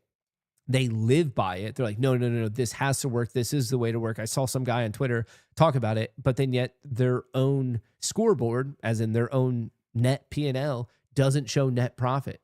Like this idea that so many people behold certain trading concepts to be the best concepts ever, and then yet they can never make money from doing it. Like, I feel like I'm taking fucking crazy pills. The amount of people I've argued with that have the dumbest strategies. And when I say dumb, I don't mean dumb from like lack of IQ. I mean like the history of market price movement suggests that you're not going to make money. And they're like, no, but I will make money. It's like, well, okay, a basic back test shows you won't. I don't know what to tell you. And they're like just defying reality. Another fake out breakdown. Now, what is this? This is why we don't chase a wick down. Do not chase the wick downs. If you want to be bearish, you want to wait for the failed bounces. If you want to be bullish, you want to wait for the failed drops. Wait for the failure because it's how you minimize your risk. If you chase this, you got fucked.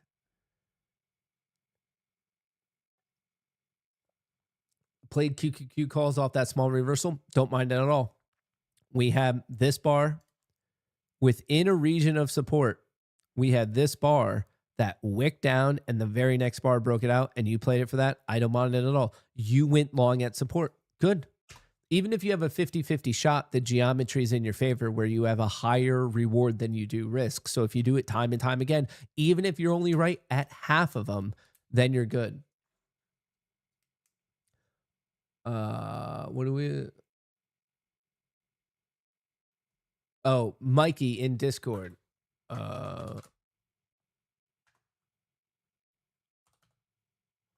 Mikey. Oh, hang on. Mikey.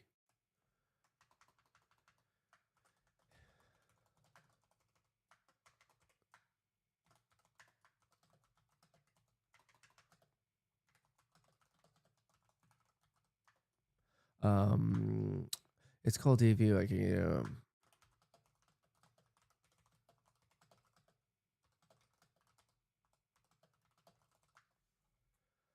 Spine QQ starting to align bearish. 1 minute, 5 minute, 10 minute, 30 minute, all bearish. 1 minute, 5 minute, 10 minute, 30 minute. Well, 30 minute on NQ is breaking, but yeah, that's the last one to hold out. The cloud's officially bearish on the 1, 5, and 10. The cloud is officially bearish on the 1, 5, 10, and 30. And we took out the low from Friday on ES, not on NQ. So the last thing holding out is a 30 minute on NQ. But I'm saying that hesitantly because once we get this gap filled, that might be all they're playing for. And we could see a huge reversal off of it because don't forget, we have a negative gamma all the way up to basically 800. Like I know it seems weird right now, but by the end of the day, we might just be like, oh, it's back to 800. We're closing out there and it's just gamma pinned. Like, I believe this whole movement are people just trying to play the downside gap fill. But where this becomes, in my book, extraordinarily interesting is right here what just happened. So yes, as much as we can sit here and say, oh, like gap fills, like the odds, technically we did not fill the gap. If you wanted to be like that fucking four-eyed nerd in class, and you'd be like, well, actually, we only hit 155. It didn't actually fill the gap.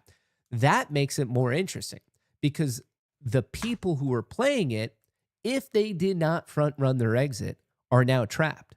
Every single tick we go away from 154 is a tick against the people playing it. So now the question, I wish they had a giant question mark. How do I draw?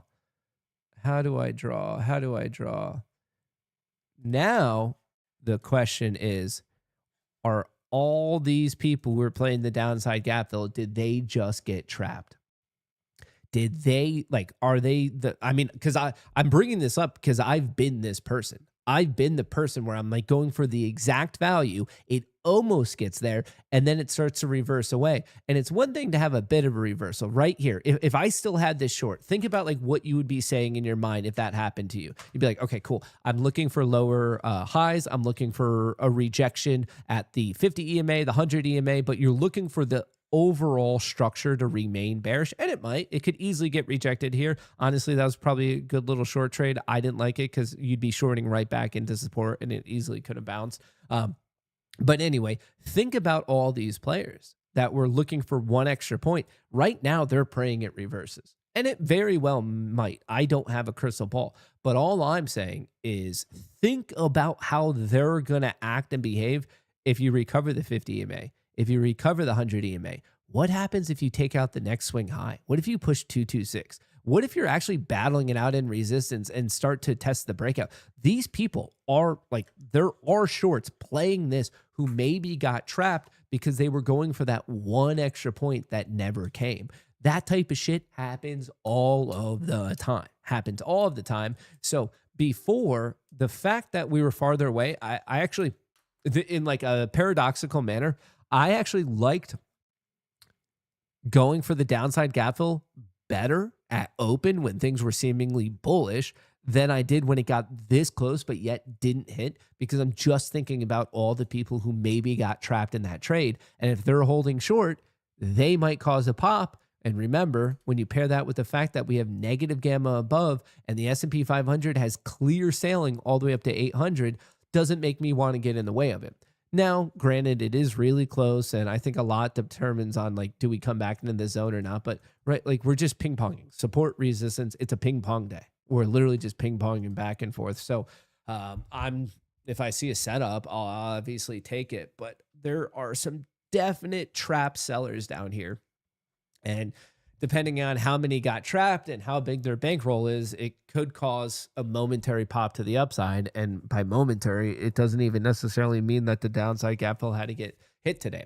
Now, this would be a completely different analysis if we did hit it. If the gap fill got hit, I'd be like, okay, all those shorts are actually about to exit. So really, when we're talking about people who are bearish, you have to ask yourself, are they getting out to take their profits, which we would suggest is 154? Or are they getting out because they're trapped? Obviously, both of them are just shorts getting out. And for a short to exit their position, they have to buy back. But you have to ask yourself, are they out because they hit their profit target? Which maybe some people did there. Or are they getting out because they're starting to get screwed? And when you get this close, when you get that close, but it doesn't happen, it creates a very interesting dynamic where, you know, some people took their profits because they front ran it, but then other ones actually are now trapped and they're sitting there praying. They're like, dude, it has to come back down. And remember, market doesn't have to do shit, man.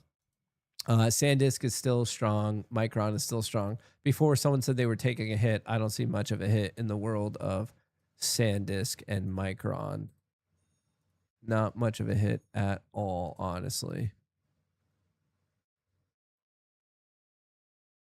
Does that make sense, though? Did I answer? I don't know. Covered a lot there. What are we seeing? Yeah, look at this aggressive selling that just got completely absorbed. Someone exited right at 155 and then again here at 170. So aggressive selling that couldn't get it down by definition leads to a pop there, team. That leads to the old pop.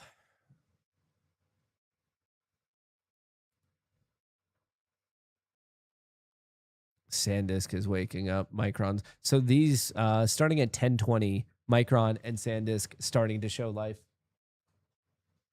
That actually clarifies a lot. Appreciate that. Happy to help. When will the TPT CEO be here? At 11 a.m. So in about 25 minutes. But before that, we are giving away in celebration of this interview, in celebration of TPT, basically a week-long discount of 50% off, no activation fees, same day payouts, and the eval period is going from 5 days to 3 days. We are also doing a 20 account giveaway. 20 account giveaway right here.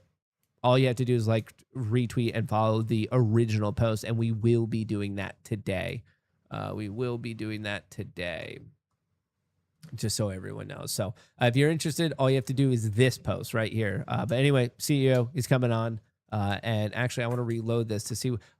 Also, if you want to like have a particular question, hands down, my favorite prop firm. Love you, Take Profit Trader. Thank you for actually paying out, unlike some others. Also, the new metrics dashboard is absolutely fire. This will be an incredible interview. Tune into Matt Kohrs to find out TPT is all about. Yes, pumped. That's awesome. Can't wait. Let's go. First rule change. Matt's giving away 20 accounts. Gimme.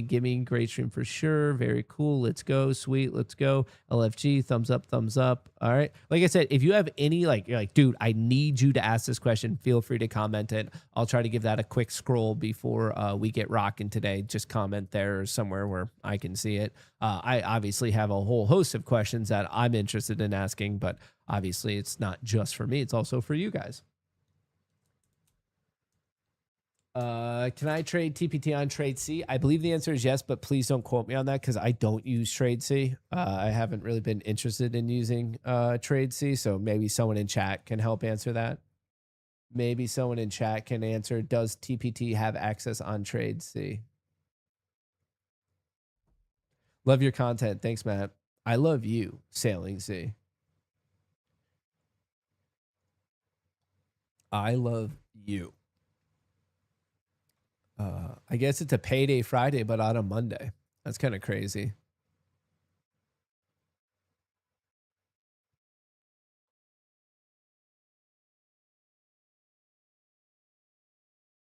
Oh, where are we at? We are right. It's like double wick low. We kind of came up to RTH VWAP. What are we doing? What are we doing?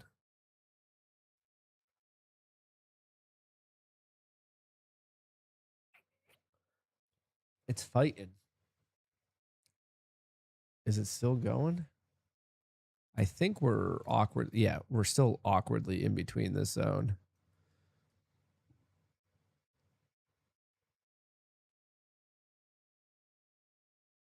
How's SPX? Oh, SPX is near it's like cracking this 75 level. We might be heading to 63 followed by 55.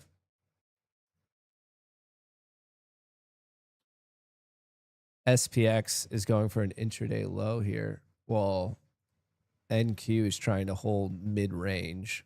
I would assume that's because Micron and SanDisk and really the semi-trade. But look at this difference. SPY keeps just getting smashed. It literally just made an intraday low. NASDAQ, the options flow is down. Mag 7's kind of flattening out after getting hit, but the S&P 500 is diving. We had one hero alert at 1025. We got a little bit of a pop, but that's quickly going right back down.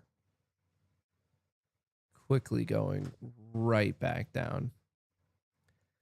Yeah, we very clearly have a tale of two different stories today. The 1 minute on NQ is trying to get a little bit of a breather, but just so you know, the 5, the 10, and the 30 are all bearish. And then ES is just straight up bearish. 1 minute, 5 minute, 10 minute, 30 minute. The whole momentum on the S&P 500 is bad.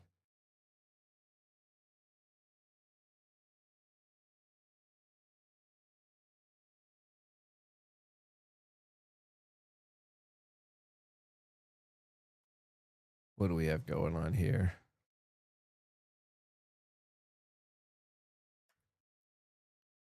What do we have?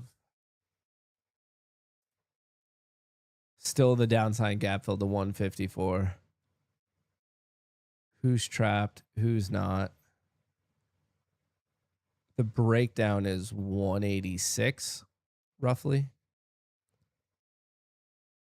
Give or take a little.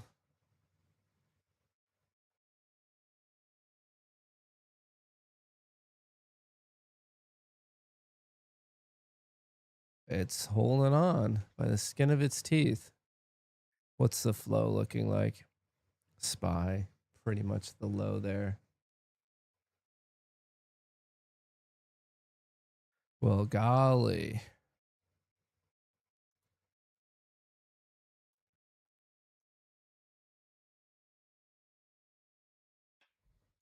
Golly. Okay. Interview is in 20 minutes, and we're watching to see which way this shit either does or doesn't break.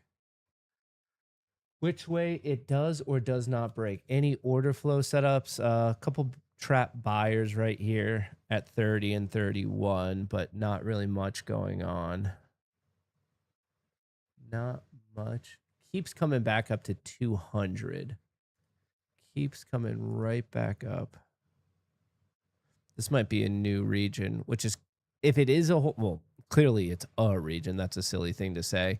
My point is it's wicking around, but then that means we just have like 3 regions all like perfectly stacked on each other. 230, 200, 175. We're barely getting going. What do we have? 3 minute is bearish. So 1 minute is questionable. 3 minute is bearish. 5 minute is bearish. 10 minute is bearish. 15 minute is bearish. 30 minute bounced perfectly off its 100 EMA. Like perfectly. Kind of interesting, but almost got that gap fill. I mean, if it takes out 240, that is a reversal, at least on that time frame. 15 minute is bearish. We're just stuck in this purgatory for right now. Make a decision. Make a decision. Getting hit, getting hit. Kind of like this perfect walk down. What time? 10:42. We did sweep the IB low. The initial balance, the first hour Orbo, it did break low. Oh, it did break low.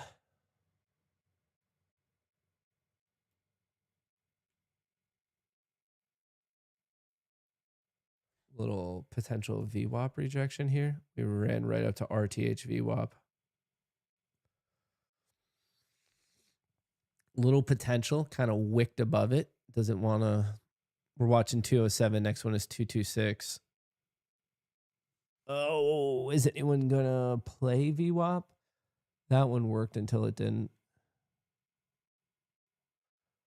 That one worked until it didn't. VWAP, the old volume weighted average price. All right, so we did get above 1, came up, drop below. I have a for whatever the associated time frame, just so you guys know, these channels, these blue channels, it's just the, I believe, the 2 and the standard 3 standard deviation move. Just trying to look for extremes in case I ever feel like fading something. Obviously, when you start to get to 2 to 3, that's where a potential mean reversion fade becomes interesting.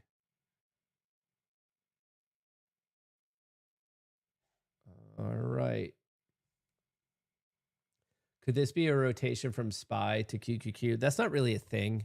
They have such an overlapping, because remember what these are. They're just a basket of stocks. So then the question is, what's in the basket of stocks? And the major difference between the NASDAQ and the S&P 500 is the NASDAQ just doesn't have financial plays in it. So that's like the real difference. So to dive into it, really that would be the question of like, oh, okay, like is there a big difference between the way the Nasdaq is moving and then the financial sector, which you can see with XLF. And XLF did pop this morning. It's giving it back. XLF is kind of moving with SPX, like they're both at their intraday low, but it's not like it's moving inversely to the NQ. So remember, that's like probably one of the major defining aspects of the difference between SPY, QQQ, SPX, NDX, NQ, ES is the S&P 500 has a lot of financial plays. JP Morgan, Wells Fargo, Citi. It has a lot of this sector, whereas did they move financials? Right here, financial. This whole sector does not really exist in the NASDAQ. That's probably like the major like difference. Sometimes you can hear about this concept of a pivot from SPY and QQQ into the small cap sector. That's a real thing, is pivoting from these large caps into small cap. That's a thing, but we're not really seeing signs quite of that today.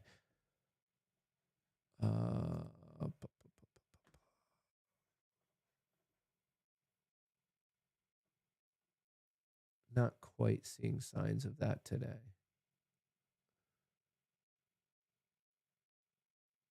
All right, little retest of 200. Is it going to get going? Little retest of 200.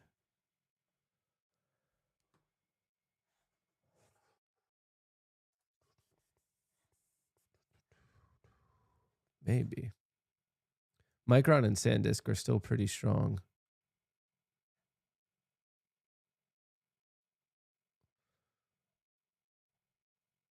We're right in between our two zones. This is no man's land. This kind of happened on Friday, didn't it?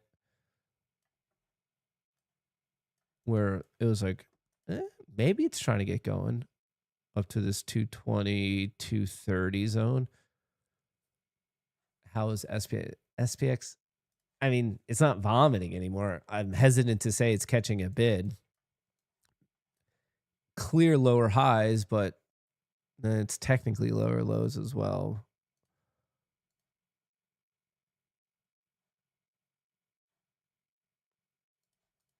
Just this perfect channel down. I wouldn't be so surprised if it reverses out of this. I'm still coming back to my thesis of the trapped people who are playing that gap fill. And there is negative gamma above. Granted, you could argue there, but Matt, there's negative gamma below. This could go either way, which is why I'm saying this concept of just being hell-bent on it having to get the gap fill, the fact that it got that close, I think makes it that much more painful. You touched on this shit once, but I'm too stupid to understand it. VWAP, mine is different on the 1, 5, and 15, so I have the same settings. It might be the closing bar. It depends. The 1, the 5, and the 15 should be the exact same. I've seen a little bit of differences in the tick chart, and that just has to do with like the tick chart. If you're saying start it at 930, well, it has to find the first bar that's past 930 to start it off of. So there could be like a little bit of nuance there. But the 1, 5, and 10 all have the 1, 5, and 15 all have a 930 start. So yours, it's basically, if I had to guess, I would say the difference there is in the time that it's like actually updating. Is yours updating like intrabar? So I have mindset where it updates every single tick, while yours, I don't know what platform you're looking at it on, but that would be my guess of what's happening. All right, we're back up in resistance, which also happens to be VWAP.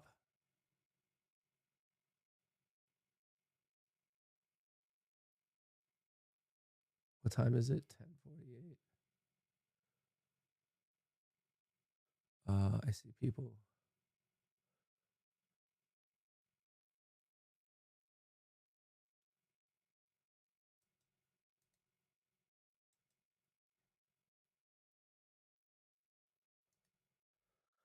Interesting. We're right. Structurally, I don't mind this short. Order flow wise, I would want to wait for the test of VWAP. It's good to look at multiple time frames to understand the real trend. In my opinion, that's what you have to do. I don't think there's one standalone time frame that is more important than any other. I think to understand for active trading, and the conversation gets a bit different with investing, but for active trading, I wholeheartedly believe you need to be checking multiple time frames.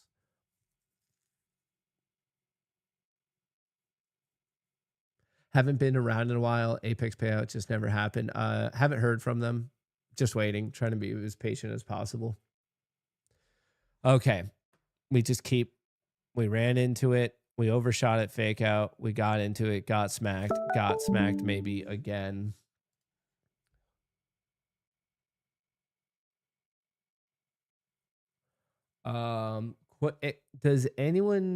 Does it take a week for your first payout with Tradeify submitted with Rise last Monday? That's not a Tradeify thing. That's a Rise thing. If it's in Rise, that means that Tradeify already paid you. That's a Rise question. And that has to do with your bank, your account, how you got it all set up, how you didn't get it all set up, that type of stuff.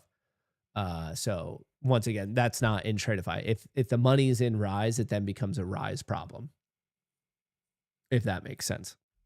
Like Rise, maybe another way to say, okay, Rise is like its own independent company. It's a payment processor that Tradeify uses and many other prop firms use as well.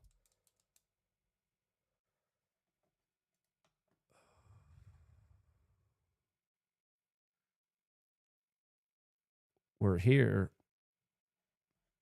Fake out breakdown by definition has to be bullish, but fake out breakout is bearish. We're just so range bound. I guess selling premium was the way to go today.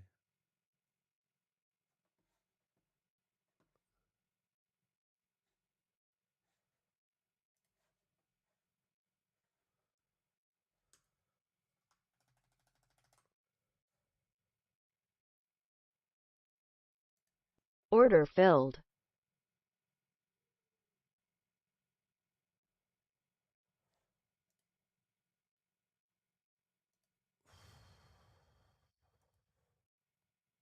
Order filled. What the fuck? So it filled on my accounts, but not on the SIM account. I've never had that problem before. That's a strange problem, which I don't mind because the SIM account is not the real one, but I got the fill.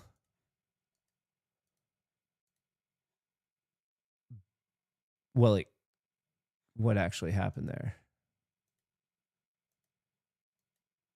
Okay. I mean, I don't even know if that paid for its own.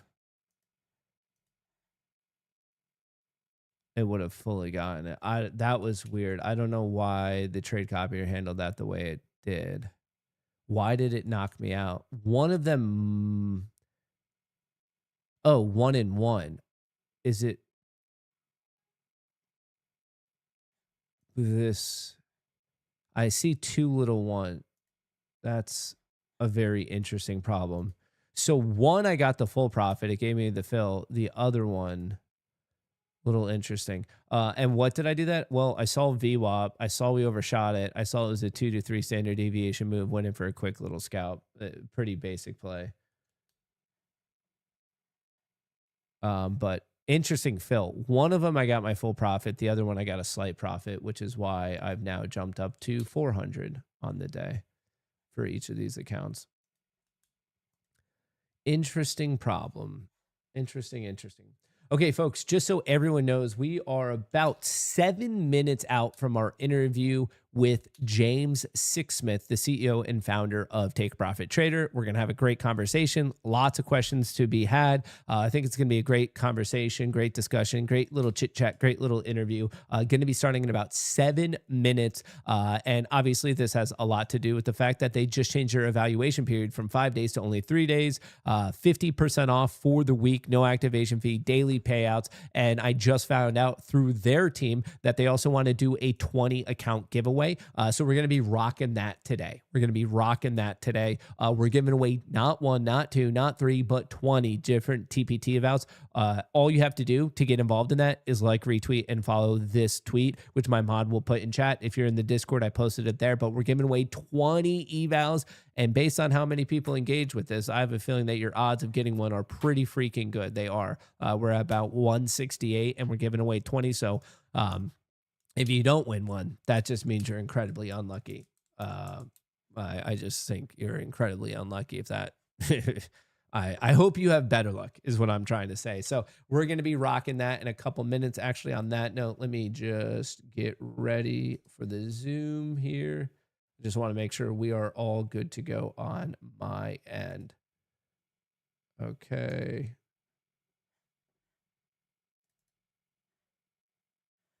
All right, let me mute that. Enhanced encryption is on. Dynamic gallery. All right, cool. Cool. I think we're ready to go. We're ready to go for when this gets rocking. It's going to be in about 5 minutes. He'll be joining on the show. And then, okay, I have that. When we bounce right off of VWAP or the RTH VWAP again. Coming back to a quick conversation on VWAP, remember the only difference in any VWAP is the time at which you start recording the data. So you could have daily VWAP, session VWAP, you could have monthly VWAP, quarterly VWAP, yearly VWAP. That's the only difference, is the time at which you start doing it. How to join the giveaway? All you have to do is like, retweet, and follow the tweet. My mod put it in chat. It's just read chat. Or just go to my Twitter page at Matt_Kohrs. But we'll be doing that. That's very nice of them. That's actually incredibly nice of them. Okay. Market's still kind of getting hit. We're kind of in this like awkward no man land. How do I...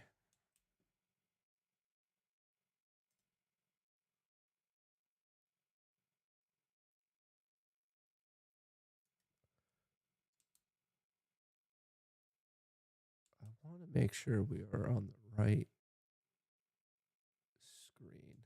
A little bit of a pop, a little bit of life here across the board. In fact, higher low testing VWAP. It might be going for an actual change in state. We might be going from bearishness, lower highs and lower lows, to we just punctured this previous high. We just put in a higher low. At least on the 1 minute time frame, it's not the most unbelievable thing to think that just maybe we're actually switching up trend. Maybe we are switching up trend. It's what was resistance turned into support. What was resistance? Look for that. If you didn't catch this break at 212, don't chase here, in my opinion. Obviously, I'm still not your mom. You got to do what you think is appropriate. In my opinion, it makes a lot more sense to wait for the breakout and then wait for the retest to make sure the retest actually holds. Now, what does that mean? It means that you're going to have optimal risk to reward, but it also means that on the times that are the breakout runaways, you're going to miss it. But that's all right. It's not like you're going to capture every single move in the market. So like, it's just, that's not necessarily the way to think about it. Like if you're just like, no, I got to catch it, you're just not going to. Like, it's okay. You should be more focused on catching what you perceive to be perfect trades rather than like trying to capture every single move in the market. I understand totally that there's like the pressure to do it, but you don't have to focus on it in such a way. Okay. I just want to make sure we are good over there. Cool. All right, folks, if you're just joining in right now, I can see some of these numbers are coming up. Welcome. Well, the market is popping. Market's getting a little bit of a pop. I guess the market's excited about James joining the show. But yes, James Sixsmith, the founder and CEO of Take Profit Trader, TPT, is going to be joining the show momentarily. We're going to give him a couple minutes here to almost 11 a.m. He'll be joining. We're also giving away 20 of these accounts. And on top of that, they just announced instead of 5 days to pass their evals, it's now only 3. 50% off discount, no activation code. Use that code Goonie. There's a reason TPT is beloved by so many prop eval traders. Very favorable rule set. So just want to make that big announcement. And then on top of it, of course, if you have any questions, feel free to ask in real-time questions, obviously for James, about what it's like running a prop firm. That's what we're going to be getting into. I'm actually really excited for the conversation because it's not that often that you get to speak with people that have such an insight to the industry. I think right now we're all, myself included, going to learn a little something special. Looking for a credit spread here, but I don't trust SPY bearish structure. I feel like it could turn any minute. Well, it could turn in any direction at any minute. S&P 500 does, once again, I told you about 7,800. It needs to get through this node at 7,780, which is kind of an undershoot of the previous closing value. But from there, we have 7,800. So want to call that out for everyone. And then from there, I'd be looking to 7,800. And given the time of the day, if that happened, I'd be happy to take my profits and just shut her down for the day. S&P 500 has been trending down, showing a little bit of life right now. And then Mag 7 actually still getting hit. NASDAQ still getting hit. NASDAQ 30-minute just reversed. They tried to smack it down below the bottom right of your screen here. They, on the 30-minute chart of NQ, they try to get it below, try to get it below, try to get it below. And nope, that one just reversed, which becomes really interesting. Not only is it because in an intraday breakout, but structurally, this is just a nice higher low on NQ if it can take out 266. So watching that one closely. 5-minute trying to puncture to go bullish. Same thing with the 10-minute. So 1 minute is bullish on that. I would actually like to see if on the retest of VWAP we can make a higher low and you play off of it. Once again, I don't like chasing, but hey, if you want to chase, you want to chase. And I do wish you the best of luck on that. I wish you the best of luck. Not that it's what I would necessarily recommend or suggest, but hey, to each their own. There's many ways to engage in the market. Many, many ways. All right, just making sure. Okay, cool. We're just getting ready. We're getting everything set up for the interview. We're going to be rocking it soon. This is probably just to, I don't want to be rude and I guess interrupt James as he's speaking. So this is probably going to be one of your final reminders that we are doing a 20 eval account giveaway. We're doing it today. And all you have to do to get entered is like, retweet, and follow. That's just because I'll be having to DM you that, hey, man, you won an account. So we're going to be rocking that today, just so everyone knows. We're going to be doing the Twitter picker. So, I mean, you've seen it before. We do it every Friday. You guys know how we rock it. So that'll be happening at some point today. And we're starting to show some life here. We're starting to show a little bit of life. Haven't quite got this. We're still in this region. This is kind of a dangerous reason. I would not be chasing in the resistance between 50 and 66.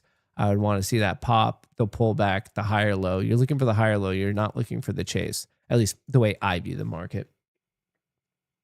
At least the way I view the market. How many of you figured out how to do this? How many of you figured out? About 187 of you. Can we crack the top 200? Questions. What's the story of the official banning bots or automated trading on TPT? I think that already came out, that whatever third-party software they were using to identify it was just wrong. It was counting real trades as not, but I think that's out there already. But all right, folks, let's get rocking. Let's get rocking. Everyone hang on 1 second. I'm just getting the stream set up so it could work as expected. And let me switch this over to right about here. All right. How are you today, James? Can you hear me all right? I can hear you. Great. How are you, Matt? Good. I could hear you. I could see you. And I believe you are coming through well to the audience. Everyone, before we get rocking with this, can we get a quick thumbs up if you can hear me well and if you can hear James well? All right. All right. Good. I'm seeing a couple of thumbs up, so I think we are good to rock. First of all, obviously, thank you for joining today's show. I think there's a lot of excitement. It's not really that common that we get to speak with someone in your position of what's going on. Obviously, prop trading, massively, massively popular, and you're one of the few guys on this planet who has very unique insights to what's actually going on in the world. So for me, from the community, the fact that you're taking time out of your day to join with us, chit chat, thank you. Obviously, thank you very much. Yeah, I love doing this stuff. I just did one with Trades by Matt, and we have great conversations. I'm looking forward to probably saying a lot of the same things to your audience, and it's very important to educate and let you guys know what's going on in TPT land and some of the stuff that's going on behind the scenes that I think that sometimes is a head scratcher for the customer, but there's always a method to the madness and a reason behind it. Love it. Love it. Of course, you have some breaking news today. You're doing a specialty 50% off. You're moving a big move actually for TPT, going from a 5-day to a 3-day eval. That and some of the other things you just jumped on, like regulations, what's happening behind the scenes. I want to touch on all of that, but maybe just to set a little bit of a framework and foundation for this conversation. I did some research on you. I realized that you were a professional hockey player. Then you started trading, and maybe at first you didn't have the best of luck. And then from there, you kind of seemingly figured it out. And I believe it was late 2021, early 2022 that you got into TPT. And I feel like there's just so many interesting aspects of that whole story. Could you just kind of shed a light on maybe even how it led to this conversation today? Like kind of give us a Sure. run through on that career path? Sure. Well, I mean, I know I probably haven't, some of your audience has maybe heard this, some of it's not. Matt, you really came from the equities world, right? Mm, Originally, you got into futures from that. So like I started my career in futures. okay. And when I say career, shouldn't call it a career. I was in the middle of my hockey career and I was in Europe. My whole life, I was always going to play in the NHL, and nobody was going to tell me any different. I mean, I was, 5'8", 170 pounds soaking wet, and I was going to do it. And I signed and played 3 years, and frankly, almost made it. And then I got to the point where there was just so much more money to be made in Europe because I was kind of a tweener. Like I was a really good hockey player, I guess you can say, because you get to that level, you have to be, but I just wasn't good enough to be an everyday guy in the NHL. So what happens is minor leaguers and across every sport, like baseball is a good example of it, is they pay you almost nothing when you're in the minors. And they dangle that carrot that if you make it, like you're going to make these, you're going to make good money. But well, the European leagues know this. And so when they know you've been bouncing around in the minors for a couple of years and haven't made it yet, they throw like multiples of your salary at you to say, hey, it's pretty good over here in Germany. Why don't you come over here? Or it's pretty good in Sweden. Why don't you come over here? And so I did that. And then when I got there, that was 2010. I realized it's like 16 years ago. I'm getting old, but I remember like, damn, it was a very vivid memory of sitting in my massive apartment in Germany that the team had paid for me to get over there, thinking, wow, I'm not going to play in the NHL for 20 years. What am I going to do after this? And so I started trying to figure out something to do when we weren't playing. So in Europe, you practice at 10 a.m. in the morning, just like you do in North America, but that's 4 o'clock in the morning on the East Coast. Mhm. So I'd get back from practice, it'd be, most days, 6 a.m., 7 a.m., at the latest East Coast time. And I had the whole kind of New York day in front of me. So naturally, like trading was great because I could kind of learn on the live market. So I got into futures because it was a way to leverage your money and just didn't know what I didn't know, right? And thought it was going to be easier than it was, and I got my ass handed to me for the first couple of years. Lost quite a bit of money. That was before the micro, though, right? So there was no. It was $50. Traded the ES. That's what I learned on. Cut my teeth on. I traded it until I watched the market, then I'd replay a random day, at 2 times the speed, and then so I would get multiple iterations. And again, that was before the micro, so you're paying $50 a point for losses, and those added up pretty quickly. What I realized over time was it really wasn't my strategy. It was just I was so undercapitalized I could never really turn the corner. And I only found that out when I had a teammate that had played in the NHL that at the end of his career he came to Europe, and he was like, he'd call me Sixer. Sixer, you're actually pretty good at this, man, but you're trying to do this with like a $3,000 account. Like, why don't I give you some money and we'll split the profits? And his name was Jason, and I'll never forget it, that I kind of took off right after that. And what I did from there was I started teaching traders, started teaching athletes how to trade. I started this company called Trade Context. I didn't make a lot of money from it. I was just basically charging them a couple $100 for my time. Guys, like when you get out of sport, you want to make sure that you're financially literate, and like I can teach you how to trade a little bit so you can at least fend for yourself. So that turned into getting those guys funded through companies like Top Step and other funding firms. So they weren't, paying their tuition to the market like I did. They were paying their tuition and evaluation fees. And then what I realized as they were doing that was, man, like when these guys are successful, it takes them a long time to get their money. Like some of the rules felt like carnival rules to me. And I'm like, man, I can just do this better than they're doing it. And so that's kind of the origin story of TPT was we tried to do prop better. And, I retired and moved back to the US in 2019. And TPT was kind of already in development then. Like we didn't take customers until 2021, but kind of fleshing out the rules, building the tech. And then COVID happened and everybody wanted to trade. And like the rest is kind of history. The industry really like exploded. And that leads us to today. Wow, that's a crazy story. And I think a lot of people, maybe not everyone, but they have that background of like, okay, we have this time and obviously a desire to like kind of do something else and greater. But to see your individual pathway, especially with the timing of like COVID there, that'd be a wild time. I could only imagine your initial numbers in 22, 21, where you're like, wow, like what is going on here? It's interesting to see how so much of the industry has been changing and changing so rapidly, which I mean, I guess on that note, that's a good time to bring up, you guys just made a big change of obviously a 5-day eval to a 3-day eval. And everyone who missed that, check your email from TPT. It was just announced this morning. Could you give us a little bit of a thought process behind that change? Because for quite a while, you guys were at 5 days. So like this wasn't a decision made on a whim at all. Like this had to take serious consideration. So what are you seeing in the numbers, or what was the reasoning behind that caused the change? It's a good question, Matt. Like I would say we will never be. We're usually not first in doing something. So just to give you guys a traditional, like old, I shouldn't say traditional, like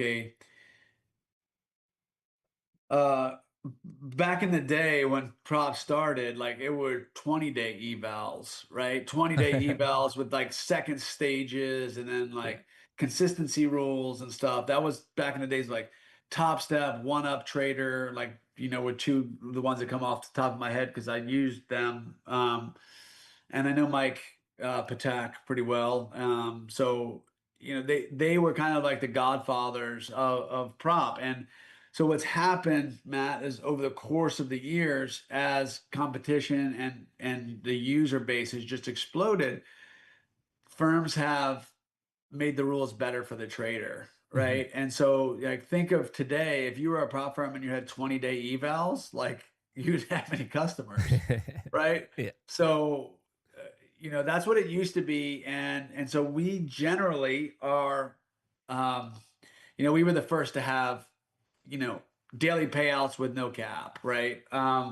You see people in the end, because I that was one of my pet peeves when my guys were trading prop, and even when I was trading prop, it just felt like it was so hard to get your money out, right? In the days of, yeah, you'll take my money on day one, but then like I can't get it when I actually do succeed. And you put all these limits, and so I hated that. So we started with that, but everything else pretty much is, we let other people have the arrows in their back. They go first. We have a ton of data, and then we comb through that data to make sure, hey, this is a sustainable move for TPT, right? So again, we were kind of the outlier at 5 at this point. If you're talking about maybe the big 5 prop firms, or big 7, big 10, big 3, or however you want to put it, most of them were, 1, 2, 3 days to pass. And so, we have been looking at this for a long time. And I mean, looking at it is trying to, see what it would do to the amount of, live accounts, the amount of, can we really rely on somebody that's just trading an evaluation for 3 days if they're brand new? All those questions, the obvious questions that you would think of, like we've tried to think our best. And then we just, at some point said, hey, I think that it's the right time to make the move. So here we are at 3 days, and we're confident that it's a sustainable move for TPT. And I think that the traders are going to love it. Well, yeah, I definitely wish you luck with it because it does, even in chat right now, so many people are so stoked about it. And obviously, the enticing deal with an extra discount on top, of course, people are going to love it. So, like I said, I wish you luck. On that note, you brought up data, which for me and my audience, my background's in statistics. So, a lot of the times when we're talking about it, we just try to break things down, whether it's basic measurements of risk and reward, or it's more complex things like Bayesian probabilities of, I don't know, initial balance breakout, breakdown, that type of stuff. But on data, I'm in fact jealous of the amount of data you have because you have such large insights. And I guess this is two general places I want to take it is I'm sure you see general patterns, and then I'm sure you've also seen some of the craziest outliers. So let's start with some of the general patterns. People watching this right now, what they're going to want to know and what you're up to sharing is what are some of the most common patterns you see of people continually failing and never getting payouts? And then what's the common pattern of maybe people who are consistently getting payouts or you're really enjoying them being with you in live? And whether that's asset, the amount they trade, the time they trade, it's just like, can you share any general patterns for maybe someone listening where like, dude, I love this prop thing. I can't, before when you referred to getting around the corner, are there major things that you're like, dude, if only the average retail trader knew XYZ, they'd be on a much better path? Oh yeah, we could talk about this for the rest of our time today. I love talking about this because I think first of all, I don't think there's enough education around this, and frankly, we've probably done a poor job of it ourselves at TPT because we have so much data that's gold that if we just talked about this more with the traders, I think that they would do better. And um, the first thing that I'll say is, in the last, I think since September of 25, this was in July, sorry, in late June, I heard the stat from our data guy, and I want to get the updated stat because I keep throwing this out there because at the time this was the number. Okay. We have 6.5 billion sides traded, okay, and then in an 8-9 month period, right? Wow. So what I'm telling you here is it's a massive amount of trades, Yeah. right? Like staggering amount of trades that we're talking about. And to go into the data, some highlights and some key points. First of all, about 90% of our traders trade the Nasdaq Okay. in one way or the other, Nasdaq Mini or Nasdaq Micro. Okay, so and why is that important? It's important because I think traders trade it for the wrong reason. It's fast, it's thin, it's explosive, it's the flavor of the week, Mm. and I know that because when silver was the flavor of the week, everybody wanted to trade silver, right? Yeah. When crude oil, when the stuff happened with Iran, people went over to crude oil. I'm like, guys, you've been with us for 2 years, you've never traded crude oil. Why are we trading crude oil today, right? Um, and so, but it goes one step further is when we're talking about the data, I have this, I made a PDF called I forget what we called it, the playbook. It's on our website. You can download it for free 5 years ago. And the same things in that playbook hold true today. If I'm looking at data, Matt, it's all, I should say always, I can't say always. Many times, with very few exceptions, is the guy trading the most size the most often that do poorly. Okay. Right? The most size, more size, more often, more size, more often, more size. So I tell people trade less size and trade it less often, trade less size and trade less often. And what we'll get from that is people will come in and they'll say, and I love that you're a stats guy because it's easy to explain this to you, Mm. is that they'll come in and say, but look at my scorecard. I Yeah. trade big size and I trade once a day. And I'm like, yeah, you've taken 16 trades at full size with 15 minis. So you have a very small sample size and you have 100% risk of ruin regardless of what's happened so far. Yeah, very. Right? I mean, that's the thing is you're always going in on pocket aces. Eventually, you're going to lose. Like, Yeah, it's just how it works. You can't play that way. exactly. So um, I say for a general rule, when I look at a trader, and if he takes a majority of his trades in any account size, because remember the account size is tiered, so like Mhm. the stop loss is going to be tiered with the size. So if you're trading full size in a 50K with a 3K stop, it's the same thing as trading full size in a 100K with a 6K stop. I mean, it's the Yeah. same thing. Um, is start with a 1/5 of your allotted size as your One as fifth. your starting point, I would say, and from what I see in general. And again, I'm not, this is not investment advice. I'm not Yeah. allowed to give you investment advice. This is, general practice, because, um, and I often say too, that if I look at a guy's trade, two traders, and I look at any trade he's taken in his life at TPT, what's the longest trade he's taken? The longest period he's been in a trade. And if there's a guy that's like, a minute is the longest trade he's ever taken, and then you show me a guy that's been in trades for like 45 minutes, 2 hours, 3 hours. I'm not saying it has to be that long, but it's the chicken before the egg, chicken or the egg thing, right? It's like, what if you're in a trade for 2 hours? That tells me that your size small enough that you could withstand that trade for being in Varies. 2 hours. So it's not necessarily like the length of time, but it's the size that Sizing. allowed you to trade that length of time. Because if you're trading full size, there's no way you could have lasted 2 hours, because you were going to get taken out way before that, Yeah, that's a very right? good point. The chicken before the egg on the sizing. I haven't quite thought of it that way. That's interesting. I guess on that note, talking about time, are you finding the people who like maybe have some of the whatever best performance, best records, are they loving the New York session? Are they there at 9:30, or are some of the best people like I don't know, some other time zone and they're trading in the middle of the night? Do people like I'm sure there's some distribution, but on a personal note, I feel like if I'm bored sitting there midday, that's when a lot of times I make the worst decisions ever. And I'm just like, okay, like why am I trading in this chop? Like the nice move was at the start of the day, end of the day. Most of the time, I find my personal best performance is one or two good trades in the morning and just have the ability to shut down and walk away. Is that a common general theme or a little different or? Yeah, I mean, it I think one thing you pointed there, to following the plan of, like, if you're just randomly taking trades in the middle of the day, then I think that that's problematic. But you know, I think that the consistency, what I see is, as long as you're not taking, if you're taking trades near the open when it's volatile, like the first hour is great, right? Mhm. Because you get enough movement to, be able to like see what the market's doing and take a trade. Personally, like I let the market kind of show its hand. What kind of day does it want to take? Where is it opening? How does it move right off of the open?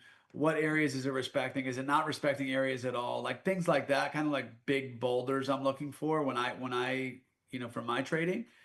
But if I'm looking at somebody that's just like, right off of the bat as trading full size, I mean, it's probably not going to go well for them, right? So I don't want to say that, you know, trading, one or two trades in the morning is bad, because in scenarios it's great. Mhm. And that's what the thing is, it's hard to say it's a one size fits all, because if your only strategy is trading the opening tick and trading it at full size, that's a terrible strategy, Yeah. right? Because there's just noise. And again, you can't withstand any noise trading full size at the open, trading the NASDAQ. Yeah. You It's can't, eventually going to right? knock you in. Eventually. So, and it's certainly not going to work in the live market when you're getting, tons of slippage, and when you're trading a 15 lot, and there's, right at the open, there's 2 and 3 lots at each price. Like you're just going to get slipped, and you're going to hate your performance compared to simulation. Um, so there's that piece. But in general, again, I don't think it matters when people are trading, as long as they're not levered up to the levered up all the way, and essentially like just coin flipping. Yeah. Okay. Yeah. I think it's interesting because that's commonly held wisdom of don't leverage up. But then I think sometimes we all agree with that logically, and then maybe you're having a good day or a bad day, and then all of a sudden you see something on social media where a guy caught the whole move max size, and then maybe there's more of a psychological downfall rather than like a pure just basic knowledge of the market. I think to a person who's never traded before, if we gave the advice of trade reasonable size, they would say duh. But then what's so interesting, at least to me, about trading is you could logically know what to do, but then there's so much of that human discipline. And unfortunately, I'm sure you don't have necessarily the data on that to measure discipline levels. Actually, maybe I'll turn that over to you. Is there maybe on that, and you brought up live trading, are there certain measures you guys have where you're like, okay, like we're considering this person like for live, do we consider them a disciplined person? Is that like conversations you guys have in the background there? Well, the AI model has those conversations for us because it Nice. knows whether the person's disciplined or not. And I'll give you an example. And these are great questions too, by the way, Matt, because these are the questions that I like people to ask when we're on these calls because it means you're thinking about, trader selection and stuff of like Yeah, it's challenging. for sure. Especially when we're talking about maybe like moving 5 to 3, right? And then like I'm trying to make assumptions based on how this guy traded in an eval when he's just trying to get through the eval as quickly as he can. And then I have to say, okay, then I move him to pro, then I move him to pro plus. And like, how does he change his behavior? It's almost like a behavioral analysis Yeah. more than anything, right?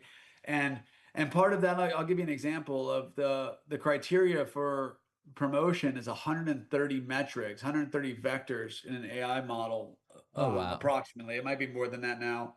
Um, and and things is maybe like your audience would think are meaningless. Like if you look in the scorecard, there's a column at the bottom called TSB, time standing by, right? That's almost like a throwaway column for people. However, when you kick ass, you're trading in the morning and then you're standing by for 23 hours, 24 hours because you're waiting for your time Mhm. tomorrow, right? And that's what happens when you win. And then all of a sudden you start losing and I see your TSB going to 3 because you're trading in the afternoon Afternoon. now, right? Yeah. So the AI model starts to say, "Hey, look, when Matt's doing well, he's standing by until tomorrow. When he's not doing well, he's trading in the afternoon and his TSB goes to 3 hours or 4 hours. And he starts to try to trade the euro close or the metals close or the crude oil, whatever the case. So, you know, everything like that's just an example, but a real example of how like the selection criteria to say, is this guy disciplined or not? Mhm. Right? Does he, when he wins, he does this. When he loses, he does this. So what's he been doing recently? Oh, he's been doing more of what he does when he wins. Okay. So what do his other metrics look like? Let's say um, you trade really well on Wednesdays and you trade like the thing that's been keeping you out alive is like you can't figure it out on Thursday Okay. and you're losing your ass on Thursday. But all of a sudden, like your Thursday performance starts to get better. Like that's taken into account, right? Interesting. So like all of these like small things that Yeah. lead into like what I call the gold measurement is expectancy. What Yeah. is next time you click the mouse? What are we likely to see from you? And what I don't want to see, and I want to be very clear to your users because this has become a thing now in this industry where I say traders are becoming more entitled, is this is not you versus TPT. This is us versus the market. Okay. So if you've paid TPT 10 grand and you've taken out 20, right? And you're saying that's a good ROI for me, but TPT's lost $25,000 in live accounts with you. That's not a partnership. That's a Mhm. one way. That's a one-way street. So if you're starting to see part of the way that we view traders is what is your expectancy in evaluation versus live?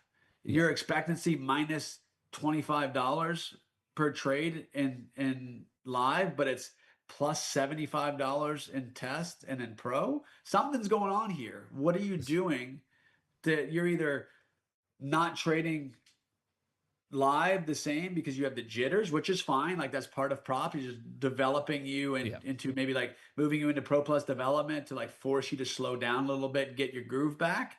Or were you doing something in sim that's not sustainable in the live market, i.e., like, trying to full port the open all the time and just happen to be that you hit pay dirt 7 days in a row, and you can't do that in the live market. So like Yeah. constantly, like there's constantly this evaluation of you as a trader, and not only are you doing what makes you good, but also are you doing things that are sustainable long term.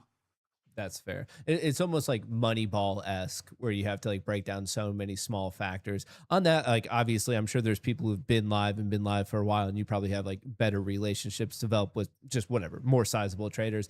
Have you ever thought about that? Is that a thing where you're like, hey, for person XYZ, you're just not allowed to trade in the afternoons. We have all of your stats. You crush it in the mornings, and in fact, we're actually going to turn your account off in the afternoon. Is it like that individualized or not quite really? Not, I want it to be. It's Mm, not yet, right? gotcha. That's a big undertaking because there are a lot of live accounts and there's a lot of speed going on in those live accounts. So it's Mm, hard to have an individual or even a team of individuals doing that. So it's almost a process that has to be, automated. And I would love to do that. For instance, I had this idea of, Matt, if I know from your stats that on trend days you're just dog shit, like you can't make money, right? Like you mm, just lose. So our AI system is almost like a black box that says, hey, flashing red, it's a trend day, yeah. cut off Matt for the day, because Mm, we just know that it's likely that he's not going to do very well, right? that's interesting. Or something as simple as that, but one step further, that like if he does poorly, if he loses X, don't let him lose his whole account. Just send him a message. It was like in the old days, one of the partners ran a ass in the seats prop shop where if you lost an allotment of your live funds before noon, he would make you go home for the day, Mhm. right? Yeah. So that's like, you just don't have it today. It's fine. Come back tomorrow. Everybody be pissed, and they'd be pumped the next day when they came back, because if they would have kept going, they would have lost it Lost it all, all. right? Yeah. Um, and so again, these are the the things that we're constantly weighing as a firm, of like trying to be a real professional shop, but also trying to suck out like the entitlement that's come with more competition in retail prop, and to be frank, like Take Private Trader and other firms, I think would agree that we've kind of created this because the industry has grown so much, and you've given better rules for the traders, and the traders have now come to expect like, hey, what do you mean like you're parting ways with me as a funding partner? Mm, I deserve to trade your money. It's like, nah, but this is a business. This is yeah. performance. Like, unfortunately, you've gone through like 17 pro accounts in the last 10 days, pro plus accounts in the last 10 days, and like, we can't just keep throwing money away. So like, let's take a breather, and we'll come back. And we're not perfect, but that's really like the ins and outs of the risk model, and Mm. how it's determining like who's fit for live, who isn't, and doing our best. And we make mistakes all the time, Matt. Like it just is what it is. There's a lot of traders and there's a lot of moving parts, but I will say with the amount of data that we have, it's getting better and better every day. Interesting. And I think a lot of that is like fair. Like if any of us in the audience obviously had to run it, like it sounds like a lot of these things are just like you have to consider that at a certain point. Obviously the conversation has been more of a bit in the general of what you've been seeing. And I guess the flip side of this is, do you have any like crazy stories of like outliers where you're like, dude, we had this one person who was in a live account for 1,000 days and they're crushing, or maybe there's some craziness in silver because that was happening, or oil. Are there like individual stories that you almost thought like, do I have to rethink an entire rule because of like one degenerate or something? Or maybe on the flip Oh, side of one guy who's like lights how out. much time do you got? Hey, we're here for the crazy Yeah. stories. Yeah. We had a couple last week, actually. No, not last week. Now time goes so fast. The 30th of July, we had a group of traders think it was cute to, um, you know, we were talking about time standing by. Yeah. They got live accounts and took one, it was a group of them, took one trade, and then they all stood by for the same amount of days. It was like 3 days waiting for earnings, right? They all full ported 5 live accounts and they couldn't get out because there's no liquidity, right?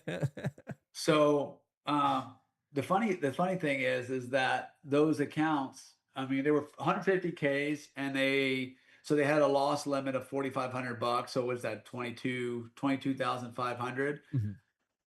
All of them lost more than $140,000 collectively because they couldn't get out of the trade And this was on a live account, so you on were live and accounts. you were on the hook, So we basically. ate all of those losses. Oh, that's brutal. So Brutal.